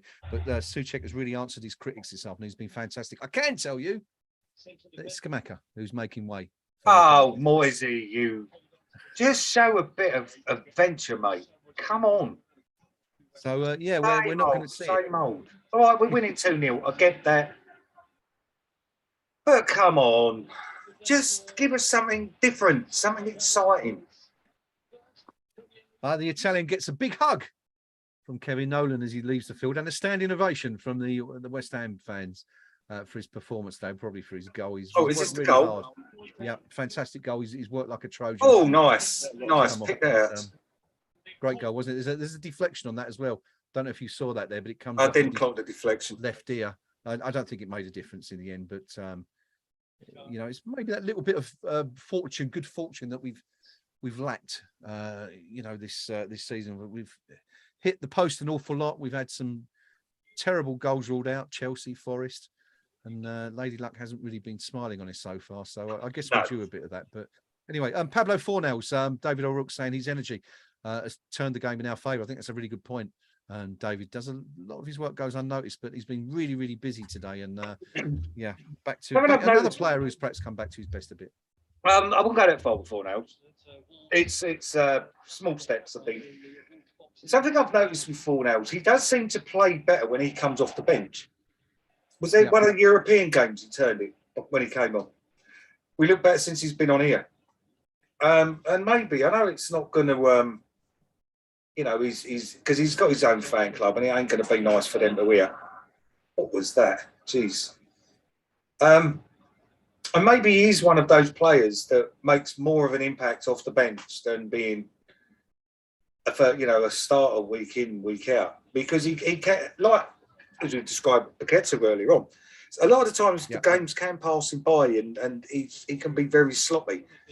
But he seems to be on against a tiring team. He's not pleasant to have come on against you, is he?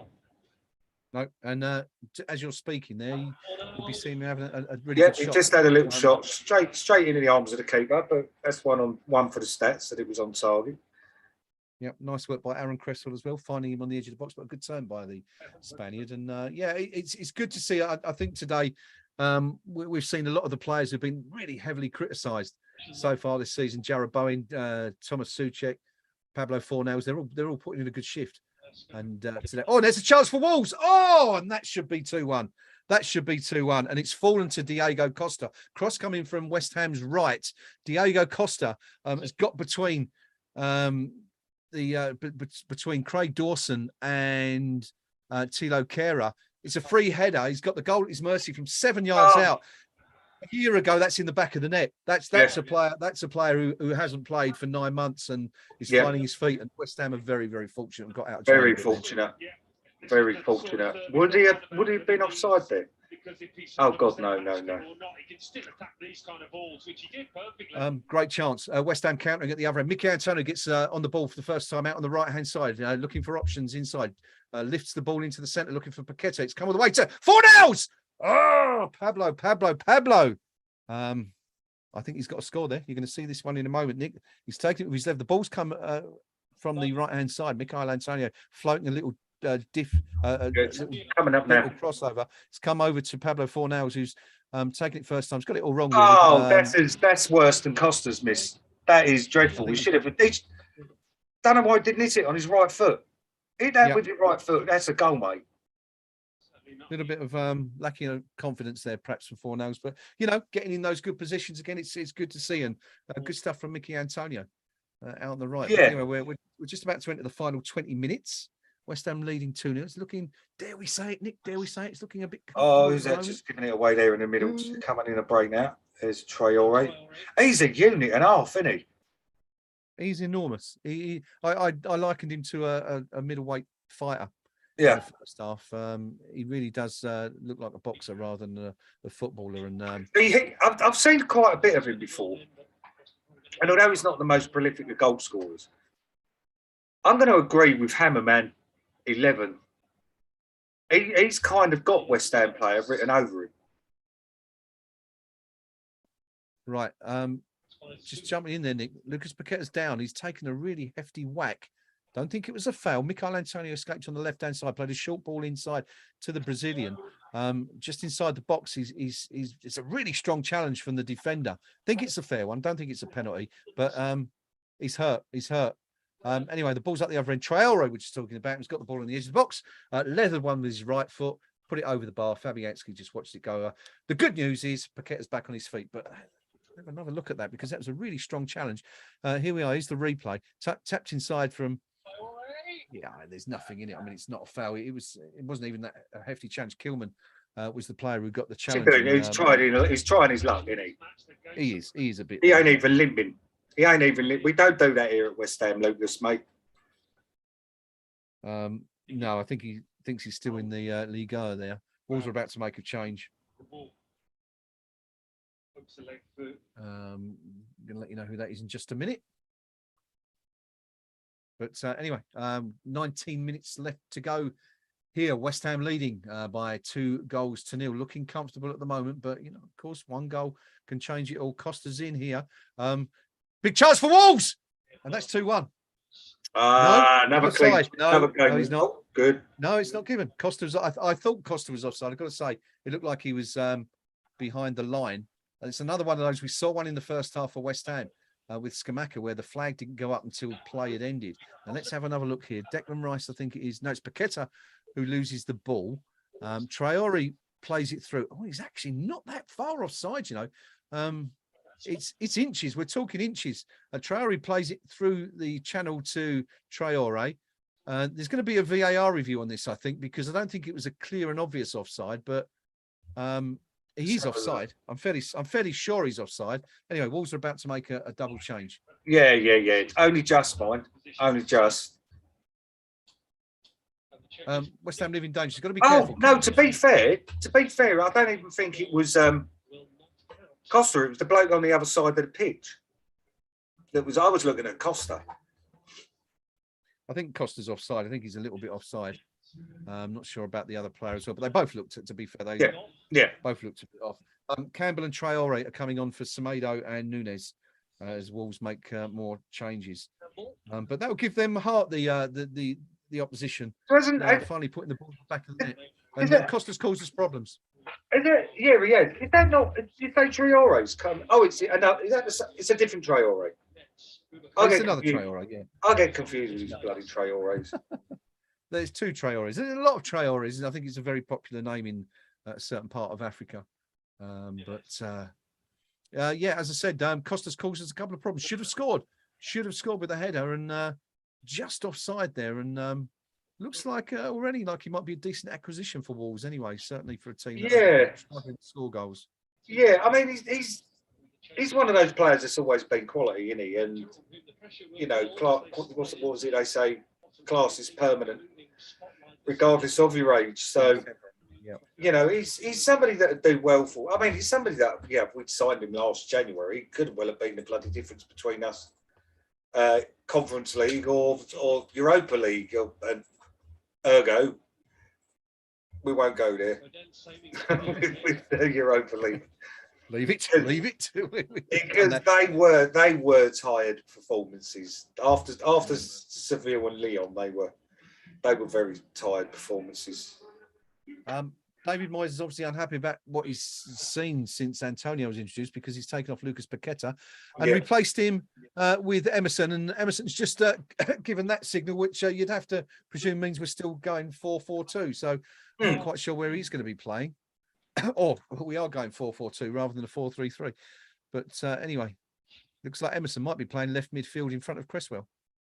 Cresswell's got the ball on the left-hand side. He's got a chance to deliver, can get into the box, can pick his spot here, pulls it back low, looks for Jarrod Bowen. Bowen can't quite get on the end of it. And there was a high boot from their number 28 in with a ball that was played into Antonio.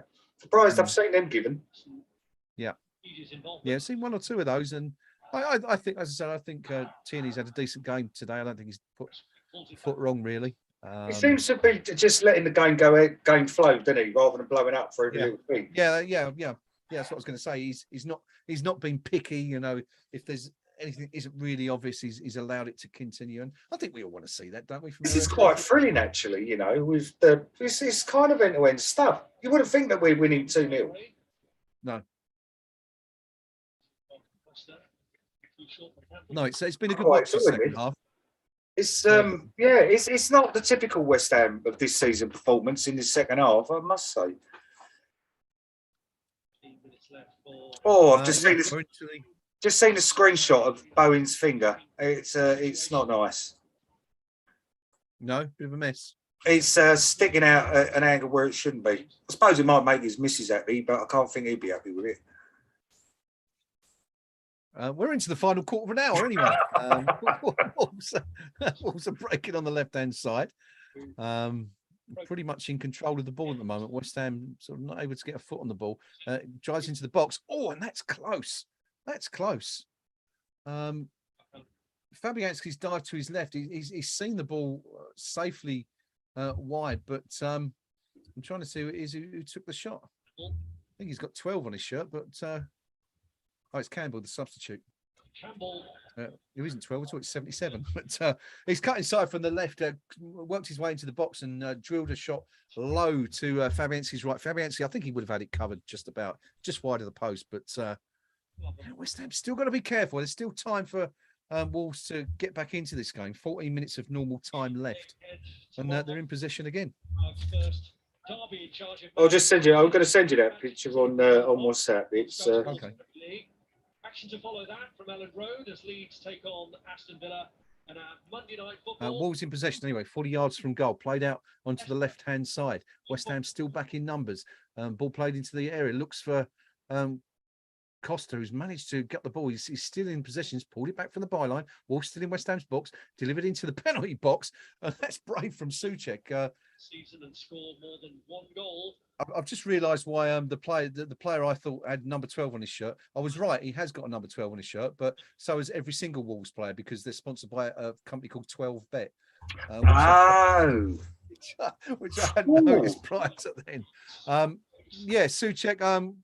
Yeah, I mean that could have gone anywhere, that one, but let it go, and it's gone and drifted out for a goal kick for West Ham.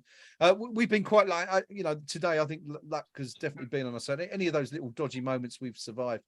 Anyway, here's Emerson, plays it down the line to Antonio. He's tried his luck from a really acute angle. I'm not sure how he was expecting to score from there, but Sars managed to tip the ball up into the air before clutching it the second time.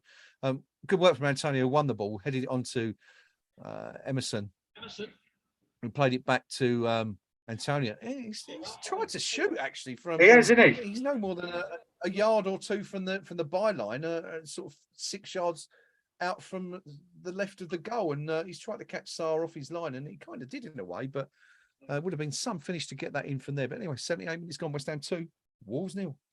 I tell you, I do quite like the look. I quite like the look of this of Emerson. You can tell he's got a little something about him. You can tell he's a player that's played most of his career a level above West Ham.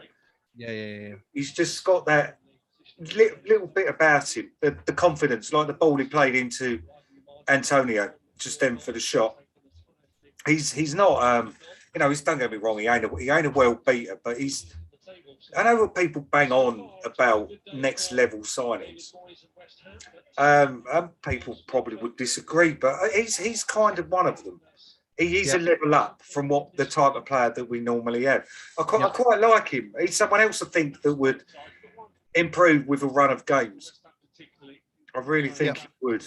It's no good. You're right. It's no good, but having little cameos for 20-25 minutes when you're in a game. It's just not. I don't think it's productive. I don't think it's productive at all. You can't build into a rhythm. You can't get on the same wavelengths of your teammates. It's one thing doing it in training, where it's fairly rigid, but when you're playing against different opposition week in, week out, it's And I love Cresswell. I'm not one of these advocates that think he's our liability week in, week out. Because Paul Moyes' faults, Aaron Cresswell, he's like a Mark Noble, isn't he? Who, no matter who we've got as manager, he's the first name on the team sheet. So it's not just a David Moyes thing. They must see something in him, as we do. We're both advocates of Cresswell, but he's getting on. He's 33, and Emerson's. I think going forward at least has got that little edge over Cresswell, and I think I'd like to see more of him. Yeah, I think you're absolutely right. Spot on, Nick. I think they're. Well, hang on. Antonio's done really well now. 1 against 1. He's got Declan Rice inside. If he can find him, he's into the box. Antonio. He's going to try and leather one, and shots well blocked by the Wolves defender. And I knew how that was going to go. As soon as you were saying, you just knew how it was. Yeah, it was a bit like that. It was a bit like that. We're into the final 10 minutes anyway, and West Ham comfortable. Got to say it, Nick. Comfortable. Yeah. Wolves have had a couple of opportunities. Cost of that I go back to that header. If he'd have scored that, we'd be in a very, very nervous position right now. But it was, we're looking comfortable. We're making chances. Some players are having good games. We've seen quite a lot of players having. Now, what's Tierney doing here? He's gone over to Tilo Kehrer on the touchline. He's telling him off for something. Is he telling him off for time wasting? Is he telling him off for advancing down the touchline? Bit of both, maybe. Anyway, the upshot of it is that it's another 30 seconds wasted. And we're now into the final 9 minutes with West Ham leading by 2 goals. Now, I've just seen that picture you sent, Nick, of Cresswell's finger. And you made Bowen's? Yeah, Bowen's. Yeah, I'm just thinking there's a record label called Anjuna Beats, and if you look at their logo, that's kind of what it looks like. It's sort of like an inverse V. Yeah, it's a bit of a mess, that one, isn't it? No wonder they strapped it up. Yeah, it can't be easy to run either with that like that, because it hurts. You run with your arms, you run with your hands. Yeah. And yeah, so that must throb when he goes on a run, bless his heart. Yes, indeed. Pablo Fornells wins the ball back for West Ham, who now look to break on the left side. Emerson plays a long crossfield ball. It's a great pass to Bowen, who's done really well to find Antonio. Now, Antonio's surging towards goal. Can he cut inside his man? He can. Can he get a shot away? No, he can't. He's blocked again. And the Wolves are able to counter. Great stuff. I mean, there it goes, outlining your point, Nick, about Emerson.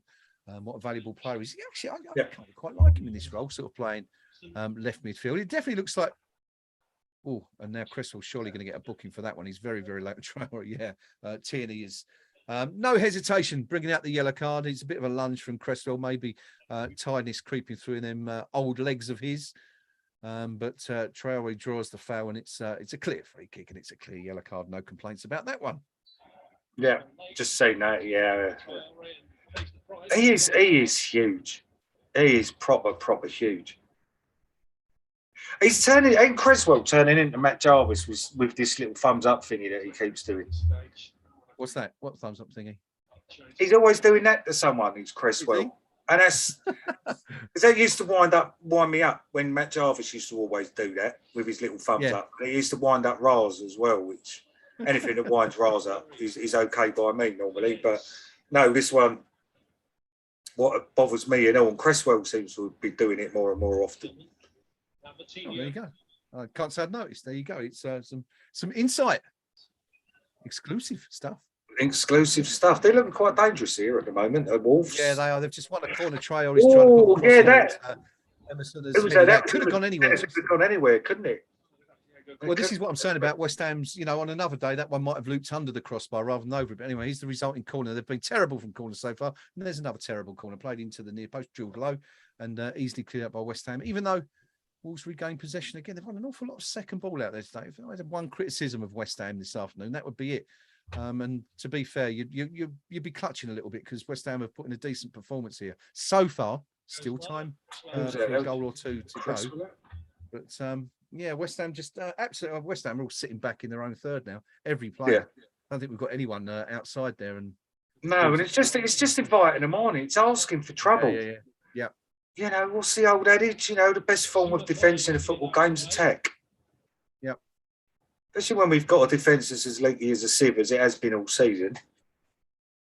Might this be our first clean sheet? We've still got 6 minutes plus stoppage time. Well, we kept a clean sheet, didn't we? It was against Villa, and didn't we have a 0-0 as well? Or am I tripping and making that up? I think we drew with Spurs 1-1, didn't we? That was where yes. From. But we certainly haven't had a clean sheet at home yet this season. So first win at home this season, first clean sheet at home, first goal for Jarrod Bowen, first league goal for Scamacca.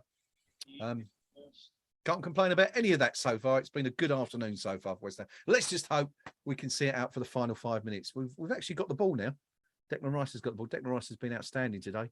He's led from a real captain's role. this afternoon. Hasn't done anything too flashy, but just been there where it's needed. He's added a fair few more points to his interceptions tally for these statisticians. Now, what's happening here? Tierney's stop play for something. What's going on? Costa's got the ball. He's rolled it back to Tommy Souček. I think West Ham have got a... Is it offside, maybe? Not quite sure anyway, but that's another 30 seconds wasted. So we'll take it. Ladies and gents, if I can just remind you quickly, if you've enjoyed what you've seen this afternoon, enjoyed the stream, just down there, there's a little thumbs up button. If you'd kindly click on that for us, that would be much appreciated. I'm told it helps the channel. So if you could, just it's under there somewhere, just down there, that little thumbs up. There's 10 people clicked it so far. If a few more of you could do it, that'd be very good. We'd be very, very grateful. West Ham on the ball. Aaron Cresswell looks to play it down the left. It's blocked. And West Ham have a throw in, and Cresswell's going to be in no hurry to take this again, Nick. What was it? All the influencers say? Give us a like and a subscribe and hit that bell button for your notifications, guys. Thanks to whoever just checked the thumbs up. There's one in. Keep them coming, folks. I've done one and all. It's all right. I've done one. Can you do your own? Can I click it myself? I can click it myself. That's good. Oh, there's more going in. Look, there's 4 more gone in. Thanks, guys. Thanks for those. 87 minutes gone now. West Ham United 2, Wolverhampton Wanderers 0. The Hammers looking good, looking comfortable at the moment, but still time. Yes. Rename it the Aaron Cresswell button. The thumbs up. That was from Mark Pierce, who I believe, if my memory serves me correctly, is Metal Hammer off the forum. I'm sure he'll correct me if it's not. Okay. Mark doesn't have a stream. He pointed out earlier in the game, so he was relying on us to keep him up to date. Though he did see the goal, didn't you, Mark? You did get to see the goal. The first goal, that was. Hope you've managed to see the second one. Thanks, Steve. Oh, look, they're flooding. We're up to 21. This is great stuff. Michael Antonio chasing the ball on the left-hand side. A little bit of acrobatics from the Wolves player who manages to hook it clear, but Pablo Fornals picks up the ball but loses possession straight away, and Wolves burst forward through the centre of the field. Still time. We've doubled the likes, mate. We've doubled the likes. So anyone else that's just come on, and I think I know with one person that's just come on who shall remain nameless. They can give a like as well. I'm sure they have. Look at that, yes. more than doubled it. Look at that, 22 now. We was 10 less than a minute ago. Superb. Yep, I was right. There's me old metal hammer. Who's removed their like? Oh, we've got it back on, and another one. Doesn't look like there's going to be any more changes for West Ham. There's a shot of Scamacca and Paqueta on the bench. Both can be very satisfied with the job well done this afternoon. I'd obviously give a shout out to our regular. Where's he bloody from? Cuenca Hammer. Yes. He's watching but doesn't sign in. And he's one of our loyal peeps. So give him his little work. Give him a little hello again. Hello, mate. Hi, Cuenca. Good to see you. Michael Antonio plays it short into the box. He's looking for Emerson, but it's just too strong. And Wolves have got the opportunity to counter now. And, Souček. Now that's a challenge you wouldn't want to be on the end of. Souček and Kurt Zouma. Decking, you can only say. I think it's the only way I can describe that. Their opponent, who certainly would have felt the full force of those two. Yeah, he's going to wake up. Where have I gone, by the way? Where have you what? Sorry? Where have I gone? Where have you gone? Where have I gone? On my Zoom thing, I can't see me. I can see you. You're here. Oh, I was too small. My window for Zoom, because I've got it in the top right-hand corner of my screen so I can see the game. Oh, okay. And it had kind of shrunk. I must have caught something. I don't mean an STD or anything. Mickey Antonio bursting down the left-hand side. He's played a lot out wide today. He's going into the corner. Maybe a bit early for that, Mickey. A bit, and he's ended up on his backside, and Wolves have a throw-in. Didn't quite work out that way. Steve Palmer says Cuenca can't figure out the technology. But he knows how to turn his laptop on. That's about it, I thought. He does.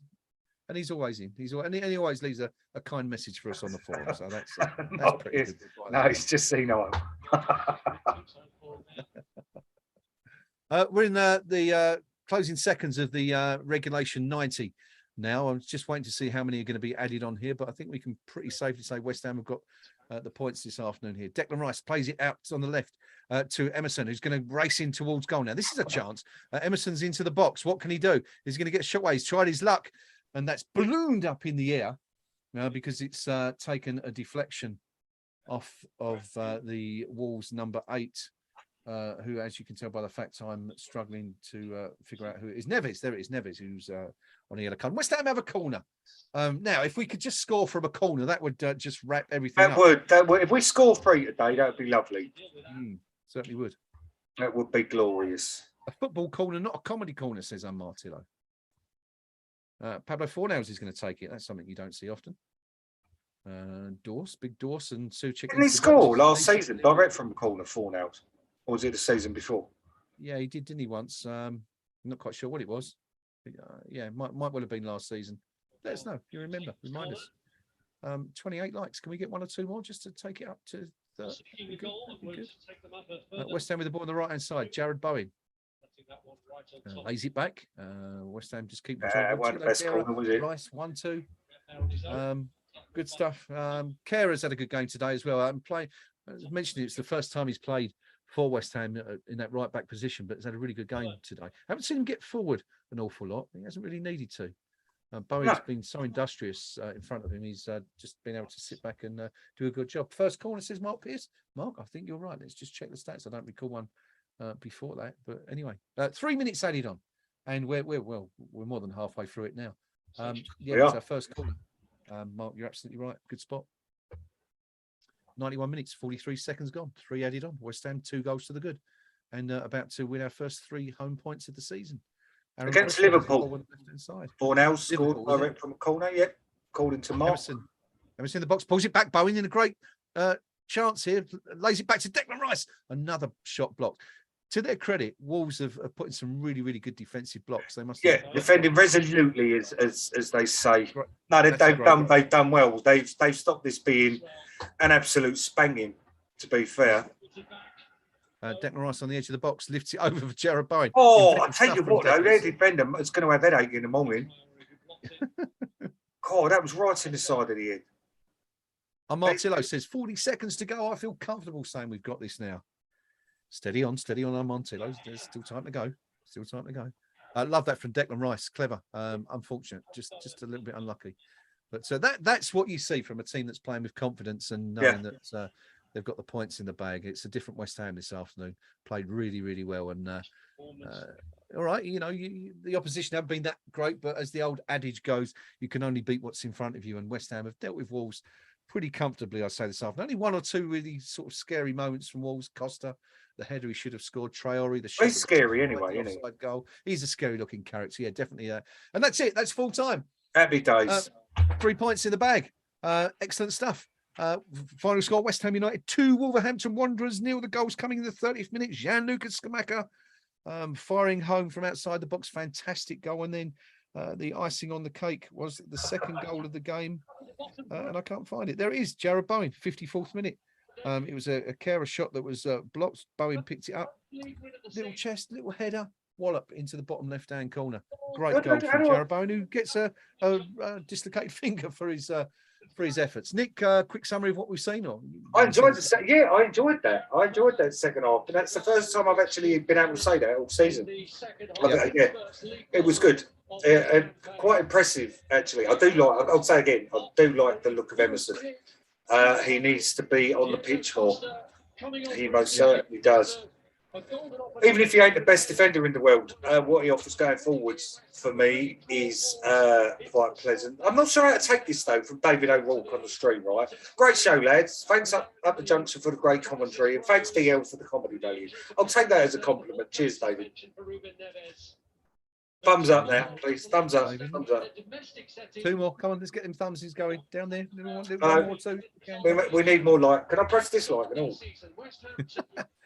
Lovely to see a young West Ham fan giving it a big crossed hammers and a big celebration. Nice to see. It's been a while since the Hammers have left the London Olympic Stadium with a smile on their face, but the bubbles are out, the smiles are out. Moyes has got his arm around Scamacca, who's got a big grin on his face. Kurt Zuma's having a laugh. It's all good today. It's all good. Good big smiles shared between Moyes and the opening goal scorer there, Gianluca Scamacca. Should we have a look at the league table, Nick? Guess what? We're 15th. We're flying up the table. Moved above Wolves, moved above Crystal Palace, moved above Southampton. We're absolutely dreadful at home against Everton this afternoon. And not forgetting the significance of this result, right? Because the pressure was on Moyes. Yeah. The pressure was on him, and just simply because of results. And it gives him a bit of breathing space. I'm not going to start jumping up and down saying it's a corner turned, but we're going to be playing a depleted Fulham next week. I think it's Fulham, isn't it? Who we're playing, and they're just off the back of a 4-1 stuffing by. They got absolutely smashed today, didn't they? Newcastle. They've lost. Didn't they lose Mitrovic to injury as well? From what I understand.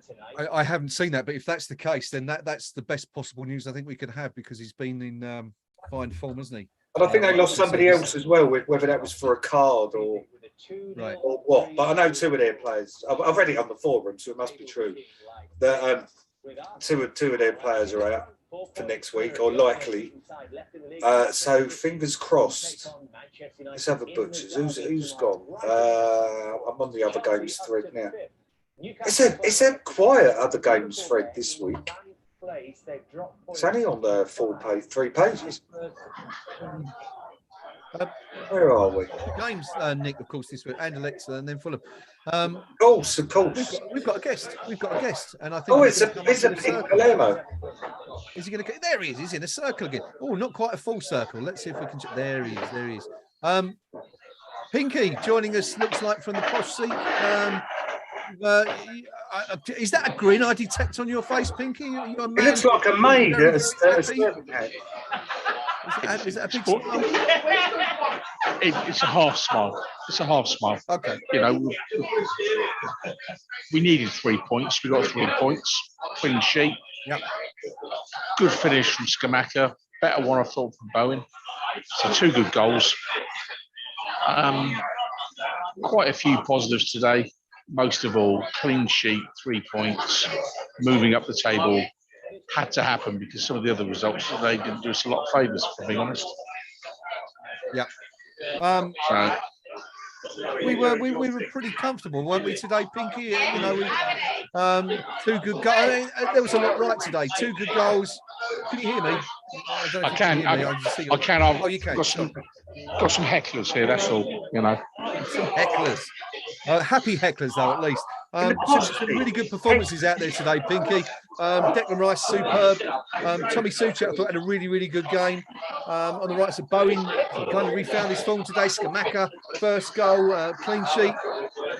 Is there anything to complain about today? I mean, we just it was a good performance, good solid team performance all around. It was solid enough. Wolves, I have to say, weren't great. I mean, Wolves manager, he'll be gone by the World Cup. The chance of you don't know what you're doing and ringing out when he made a couple of changes, and just looking at us today, the magic ingredient we're missing is confidence, because 2 or 3 times players who were in good shooting positions were laying the ball off for someone else to take responsibility. But the win will help that. I think if we could put back-to-back wins together in the league, I expect us to go to Anderlecht and roll them over okay on Thursday. But a bigger test next week will come with Fulham, because they've had a thumping today. They'll want to, get back on the right track. So next Sunday, 3 points then, and suddenly we can say, the season has started. But I thought Paqueta looked better today. He's clearly struggling with the pace of the league. A couple of nice touches for him. There's a very good footballer in there somewhere. I think, another half dozen matches at this level, he'll be up to speed. And, normally after Christmas, we start sliding down the table. I'm pretty confident this year we'll actually be rising up the table. So good signs today, good signs. Yeah, because just quickly on Paqueta, I mentioned this once or twice during the game, but I felt that even today, the way we play, where we kind of sit back and soak up the pressure, we're not really playing to his strengths in the sense that he's a player who likes to get his foot on the ball and play, through the centre. As you say, we saw that. But Is that a concern that we're not utilising his, him to his strengths?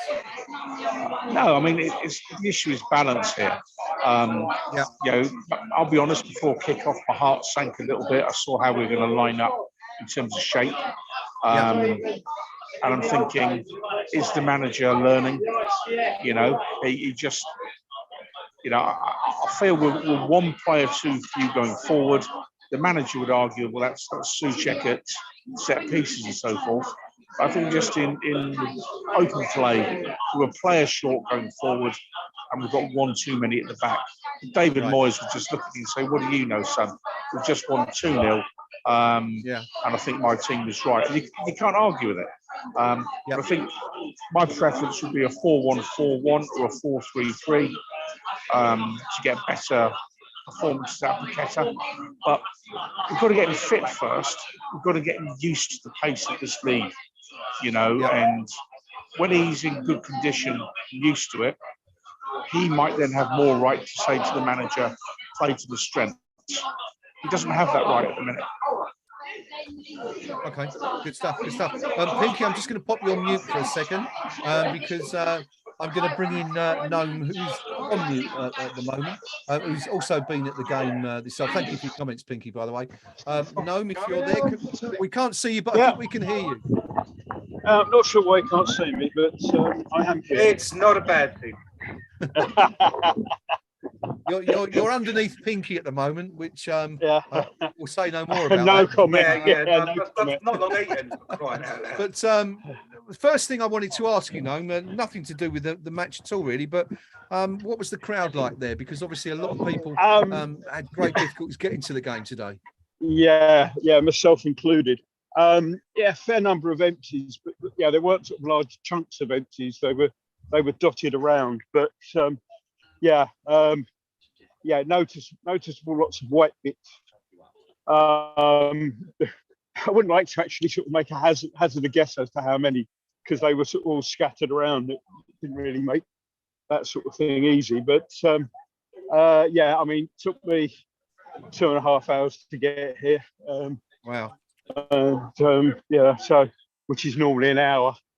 I'm seriously considering what route I'm going to try and get back, because the A2 was completely jammed. I mean, I've come by public transport, so I could have a beer, and didn't get here in time to have a beer. So,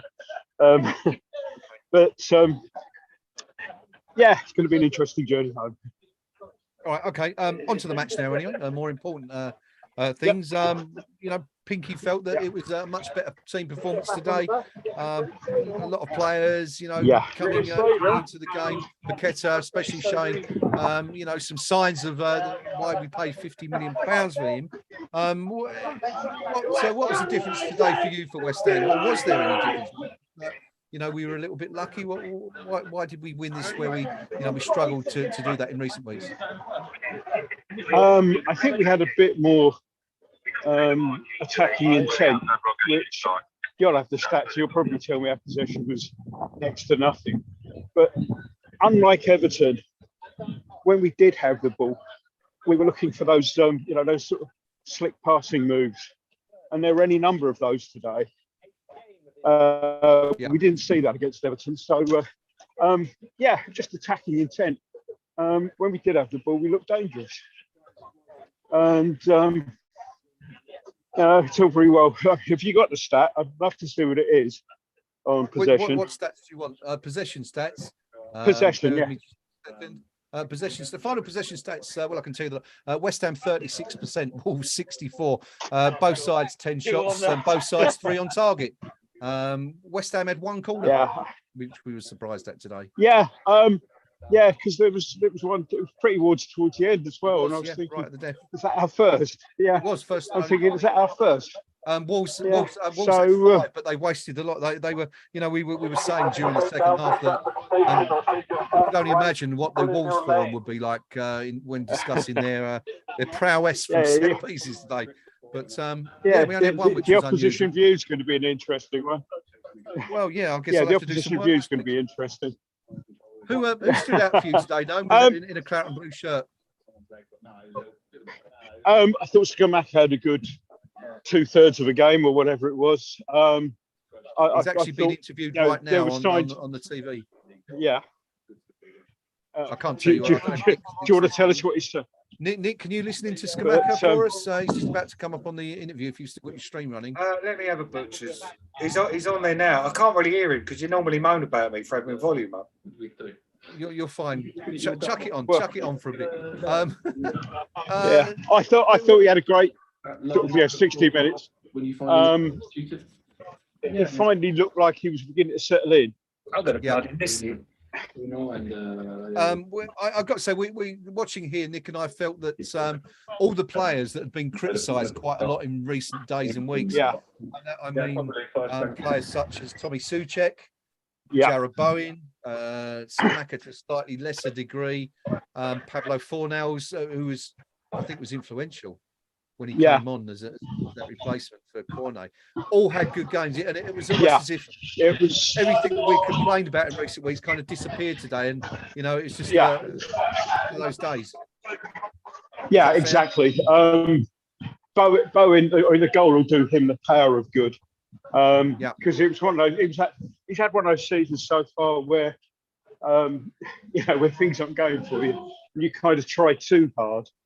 And I was getting the impression with that. So, no, I mean, and my beloved will be pleased that Souček's getting some pats on the back because that's her favourite player. But I think she might have got Scamacca for first goal scorer today. Only a couple of things. I mean, I caught the tail end of you talking about Paqueta. And whilst there are a few touches, he still wants far too much time on the ball for me. And the other one today was Declan's first touch. I don't know if Pinky mentioned it, but I thought it was somewhat lacking today. Number of times he lost the ball, and I think he got his yellow card from one of those. Okay. Sorry, Nick's laughing. Yeah, he did, didn't he? Nick's laughing because he's just seen, presumably because he's just been watching Gianluca Scamacca and Jarrod Bowen engaging in a few laughs in the studio. Nick, what did the goal scorer have to say? Well, Scamacca was awarded the Man of the Match award, and he's happy to get it because hopefully he'll improve his FIFA ranking. That's what he. That's what he said. And it was just a normal bog standard interview. That they've not been playing well. It's a much deserved and much needed win, and not so much about individual performances. And it was for typical yada yada yada that they do. So nothing new, nothing. That strike, the way he hit that, they've just shown a replay of it. That was a beauty. But it's good, they're laughing and joking with each other. It's good to see us smiling at the end of the game, you know what I mean? Rather than the typical of, we'll have to do better, blah, blah, blah. We know where we're going wrong, we'll work on the training ground. It's just good to have an upbeat post-match interview for once, because let's face it, they've all been pretty maudlin so far this season. So, good to see. It's also good to have an upbeat post-match discussion, I think, as well, because we us lot here who sit through every game haven't really had a lot to cheer. Something's gone majorly wrong with my audio. Hang on, I can't hear anything. All right, okay. I'm going to come back to Pinky now, who's been sitting patiently in the posh lounges at the London Olympic Stadium. There you can see him with Julian Dix behind him as almost like a guardian angel of sorts. I can see. Pinky, Gianluca Scamacca. Was he? Yeah, go on. Was he hard done by not to start a little bit more before now? Or do you think David Moyes has got that right and he's now beginning to show what he can do? No, I don't think it's been hard done by at all. Look at the players replacing. That player has single-handedly run his socks off for 2 years, leading the line for West Ham United, doing a brilliant job. And why should Antonio just roll over and say, "There you go, Luca, fill your boots, son"? I'm getting some really nasty heckles here now. Why should Antonio just roll over and say, "Have my shirt, son"? And I think we've got to earn it. Don't you dare do that, young Catherine. So I don't think Scamacca's been hard done by. I think he's had to fight his way in. I think masterful management by Moyes today, because I don't think anyone really wants to see Mickey going to Jamaica every time they've got a game. And the message to Antonio today will be: feel free to represent your country as much as you want, but if there's a player who's got a shorter journey home back to the club than you, he might start the next game. And I think good management by Moyes. And of course, when Antonio then came on, he realises the guy he's competing for the number 9 shirt for has scored a goal. He's now got to go and get one. And I thought there was twice today there was a player in a better position than Antonio. And Antonio is feeling the pressure now because he pulled the trigger when he might have been better off playing the other player in. So there's a dynamic there still to be managed. But, Antonio's done brilliant for us. And I don't think any player should just walk in the team. I don't care whether you're Pateta, Scamacca, Kira, any of them. You've got to earn the right to get in there. And fair play to Moyes. I think he's called it right. He's backed his own judgment. He's backed Thomas Souček again today. Yes, which is a massive call, but it works for him today. So again, Moyes, when he's up against it, when the knives are getting sharpened, he's pulled a rabbit out the hat. Got to say though, that could be that was two. I've just seen the 2 goals again replayed. The shot from Scamacca, absolutely outstanding. But I think the better one for me was the one from Bowen, because the control of that ball, because Kira took the shot, didn't he? It ricocheted off the defender, and the ball is spinning. And the control that Bowen had to take it on his head, bring it down his chest, and then lever that with his left foot into the top corner. That was some technique. That was some technique. And I agree, that's probably the better goal of the 2, to be honest. Although it's not a dreamer, but mate, the way he took it wasn't a straightforward ball over the ball spinning, and superb control. That's the Jarrod Bowen we all love, and hopefully he can give him a bit of confidence to push on again this season. Very much so. And I think another player that did his job well today, Kurt Zuma, dominated everything at the back. Absolutely dominated. Pinky, just if I can just ask you to hold on a second. Nick, we've got David Moyes on interview now. I don't know if you can just jump in on that and just hear what Moyes is saying. I've got the volume turned off on that now because. Okay, no worries. Well, we can find out. I couldn't hear through my headphones, unfortunately. All right, no problem. Pinky, apologies for cutting in there. Back to you. I was just saying, Kurt Zuma had another outstanding game today. Only made one significant error in my view. He came out of the line once and left a gap behind him. But anything in the air, it was thanks very much. I'll have that. Out it goes. Dawson, again, a real cult hero these days at London Stadium. Being no doubt about that. Very popular selection today. So I think we might see Kehrer appear at right back a bit more often now. It's where he played for Germany in the international break. So I think again we might see him there. But he looks good there, doesn't he? He looks good, but we're 1% away. It's the confidence. It's that little X factor from being really good. We were competent today without being thrilling. We are 1% away from it all clicking. And, it's that magic ingredient that every manager would love to be able to say, well, this is how you do it. Some weeks it works, others it doesn't. But usually the weeks it works are when you've had 2 or 3 wins on the spin, and then suddenly you'll try anything and it works. And that's all we're lacking at the minute. Me and Graham were singing his praises for his little cameo, and that he does look to be one of those players that's slightly. We talk about next level when we think of the average Joe. I think as next level as a world-class player, but he's that. I think Emerson's one of those players, and I think he showed that today with his going forward. That he's that level up from West Ham. He is a player that's only ever really been a big club. What would you make of his little career? Well, I think what's interesting is the manager is now bringing substitutes off the bench that is not weakening the 11 he started with. So if you just take as a plus point, if you say his preferred team is what he starts with in any given week, anyone he's bringing off the bench, certainly today, looked comfortable in that team.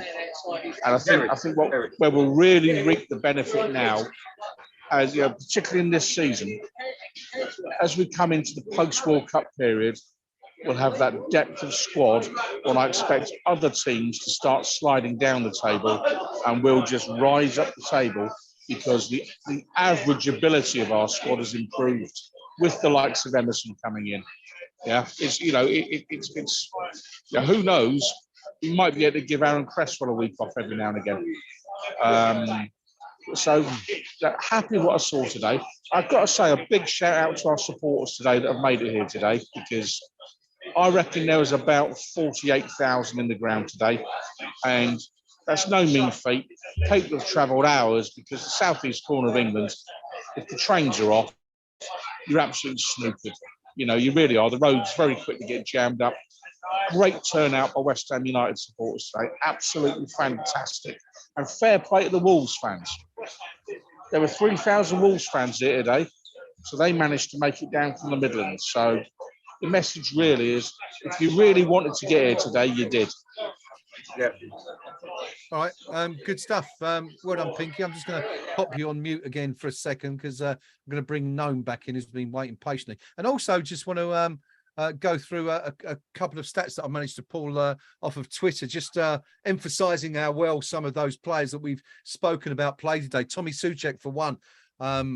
Pass accuracy, not so great, 76%, but 58 touches today, 8 ball recoveries, 8 out of 11 final third passes were completed, won 6 ground duels, 5 out of 5 tackles. Every tackle he went in for today, he won. 5 clearances, won every aerial duel he went in for, only 3, but he still managed to win everyone. 2 key passes and completed 1 cross out of 1, which was, of course, if I remember right, it was the cross right at the start for Maxwell Cornet, and then he delivered from the right hand side that Cornet volleyed into somewhere into Rose Ed. Aaron Cresswell, 100% aerial duels won today, 75% pass accuracy, similar to Tommy Souček's. 50 touches for Cresswell, 5 clearances, won 3 out of 4 ground duels. I think the only one he didn't win was that one he was booked for right at the end when he was clearly flagging a little bit. Won every tackle he went in for, 3 out of 3.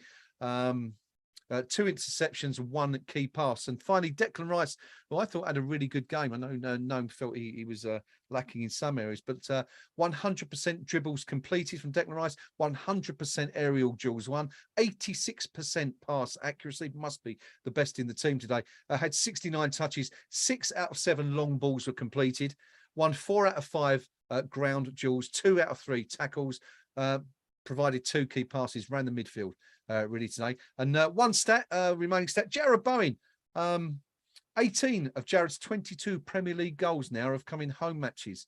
Of all players to have scored at least 20 times in the Premier League, only Jorginho Wijnaldum and Michael Carrick, nonetheless, have scored a higher share of their goals in home matches, which is perhaps an interesting little stat. Noam, you love your stats. We know you love your stats. And what do you make of that little lot there? Yeah, it's they do back up what we were saying, that players who've been a little bit off the pace suddenly sort of found a little bit more of what they're all about. Yeah, I mean, Souček, I mean, case in point, it wasn't perfect. I wouldn't say that because there were a number of times he gave the ball away in promising positions and the attack broke down, but he didn't hide. And the more the game went on, the more confident he got. And right, we'll sit down here. Here we go. Oh, we were already. I'm on the Jubilee Line platform, and you've not made any difference. yeah, that's my devastating turn of pace. Then that seems to have something wrong with the camera here. Yeah. No, I've got one more stat for you, and I know you love this stat. You wait for it Oh, every week. my favourite. Yeah, it's the XG stat. According to Sporting Life, West Ham 0.95, Wolves 0.74. So, according to that, we really did make the most of what we had. Any thoughts on that one? I'd never know what that's supposed to mean. Yeah. Isn't that the anything like a lot of these the boiling points of water on Everest or something? I don't know. Nick, let me pass this over to Nick because you've not been involved a lot while I've been banging on. Have you got any questions you want to throw in Dome's direction? No, I think I'm done, actually. And speaking of which, I do need to depart as well. Okay, all right, no worries. We're going to wrap up very soon anyway. So, Nick, thanks for joining us in the second half. Good omen again. I will see you on Thursday night for Anderlecht. Indeed. Right, catch you later. Going to wrap up. Cheers, Nick, mate. Cheers, Nick. Take care. We're going to wrap up very soon. I'm going to do a quick shuffle and move the guys around a little bit so we can all sort of get in the shot. It's man of the match. We've not done man of the match yet. So Gnomes, I've got you on. Let me come to you first. Who was your standout performance this afternoon? I'll give it to Scamacca. I thought he had his 60 minutes or whatever. I didn't try and time he came off, but I thought he was outstanding. Oh, Antonio was lively when he came on, but I thought he looked dangerous. He looked clever. He held the ball up well. He brought players into the game well, and I'll give it him. Okay, Scamacca for Gnome. Let's go over to Pinky, who's also been waiting patiently in the posh seats there. Pinky, who's your standout performer today, buddy? I'd pick one of three. I think you could say Declan because he just bossed the midfield. You could say Kurt Zuma because imperious at the back. But I'm actually going to give it to Lucas Scamacca as well because he got the goal. He's a striker. That's his job. He arrowed that ball. Yes, thank you very much. I'll have that. Did his job. And dare you say it. You score a goal as a striker, you play next week. Them's the rules. So he's my man of the match today. Okay, thank you. 2 votes for Scamacca. We've got a couple of minutes left, so if you'd like to nominate your man of the match in the comments down there, please do so. I'm going to go. You're right. There's a few players that you could choose today, and definitely had a shout. I thought Jarrod Bowen was excellent today because it must have been really tough for him coming back from England duty, having effectively been, shoved out of that by Southgate. Wasn't even involved in the squad for the second game, and I think he had a point to prove. And I think he answered his critics today. I thought he was absolutely fantastic from the word go. In the first half, he was involved in everything we did. Of course, was instrumental in the first goal, linked up with Scamacca, took the ball from Scamacca, and all right, it inadvertently gave him the ball back, but it was only because of his endeavour that he was offered that opportunity. And then, of course, as Nick's already made a valid case for, he arguably scored the goal of the game, even though Scamacca's was fantastic. Scamacca, yeah, I mean, you're both right. He was brilliant today. Did what strikers supposed to do, scored goals. You can clearly make an argument. I thought Declan Rice was brilliant today. Player who, again, has received a lot of criticism. A lot of people saying, "Oh, his mind's elsewhere. He's thinking about his next club and all that." That must sting someone like Declan because we know he takes things like that to heart. I thought he was excellent today. I think played really well. But for me, Lucas Fabianski, also, we've not mentioned him. Didn't really have too many saves to make, but when he did, he was on hand. Also, I thought his distribution was good today. There was a lot less thrown out, especially in the first half. I don't think it was until about the 44th minute that he threw a ball out to a player, Tilo Kerr, I think it was. Everything was going long until that point. I thought he did really well, came out, claimed some crosses when he needed to. Zuma again. Craig Dawson, the way he marshalled Traore when he came on, brilliant. Played him out of the game for much of it. I'm going to go with Tommy Soucek, though, because I think someone's got to give him a shout, because another player that a lot of people felt shouldn't be in the team today. Didn't deserve his place, should have been replaced. A lot of people were even saying that Flynn Down should have came in. I was making the case for Paqueta to be moved back there. after that dismal performance at Everton. I thought he was fantastic today. Thought he had a really, really good game, was involved in everything at both ends of the field. So, yeah, Tommy for me. Let's look ahead before we wrap up, guys. Have I got you both on mute? I think I have. Pinky, let me come to you first because you're going to be there. Anderlecht away on Thursday. You are going to be there, I presume, making your regular trip abroad. Yeah. I've been and picked the ticket up this afternoon, and so I've got mine. I'm in the upper tier, whatever that is over there. We've got Anderlecht and Fulham, so let's cover both of those games. How do you see those? Okay. Well, first up, Anderlecht. I expect us to go there and win because we should do. Let's not kid ourselves. I think we were the third biggest spender in the Premier League this summer. So we were building on what was already a decent first team. And we're going into a club that's playing in a much weaker league where, frankly, they sold their star player to Burnley in the summer. So I expect us to go there and win. All I'd say is safe travels to anyone going. The Belgian police are not that accommodating. So, just be a little bit mindful, lads, when you're over there. Enjoy your trip. Then Fulham next weekend. It's a big one because before a ball was kicked this season, not a single West Ham United supporter would have expected Fulham to be above us in the league by this stage. Not one. And yet they are. And we need to reverse that situation. The only way you can do that is by beating them. And they're a club that we need to beat home and away. Because I don't care how good a start they've had. I'm not interested. I don't care that Mitrovic has been on fire and suddenly looks like a really top draw striker. Dare I say it, the ghost of Issa Diop's going to come back and haunt us. You just know he's going to, fluke a goal from 72 yards, and Jose Mourinho will be on Italian Sky Sports saying, "Monster." Yeah. So be mindful of that. But it's Fulham, lads. At home.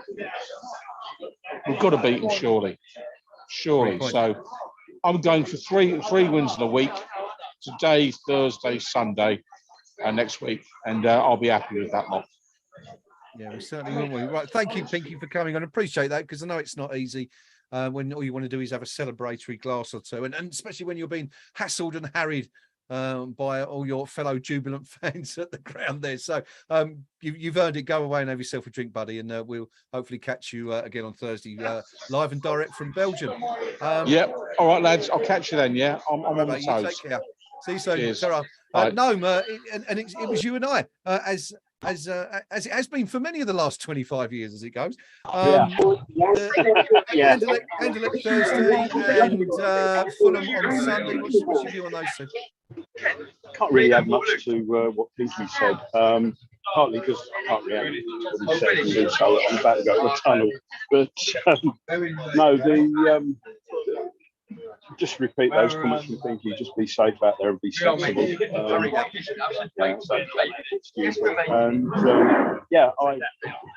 After that, I think I've won both games.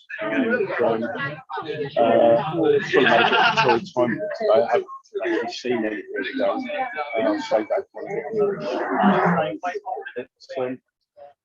They're not going to be in the greatest of shapes. Eminently beautiful. Oh yeah, I'll do it all the time. Okay. Well, hopefully we can go on. Who knows? As Pinky said, maybe 3 wins in a space of 7 days. That'd be nice, wouldn't it? After the start of the season. Listen, I'm about to disappear. Yeah, no worries. I'll wrap up if we lose Young. We're going to wrap it up there anyway. But that's just about it from today. It's finished.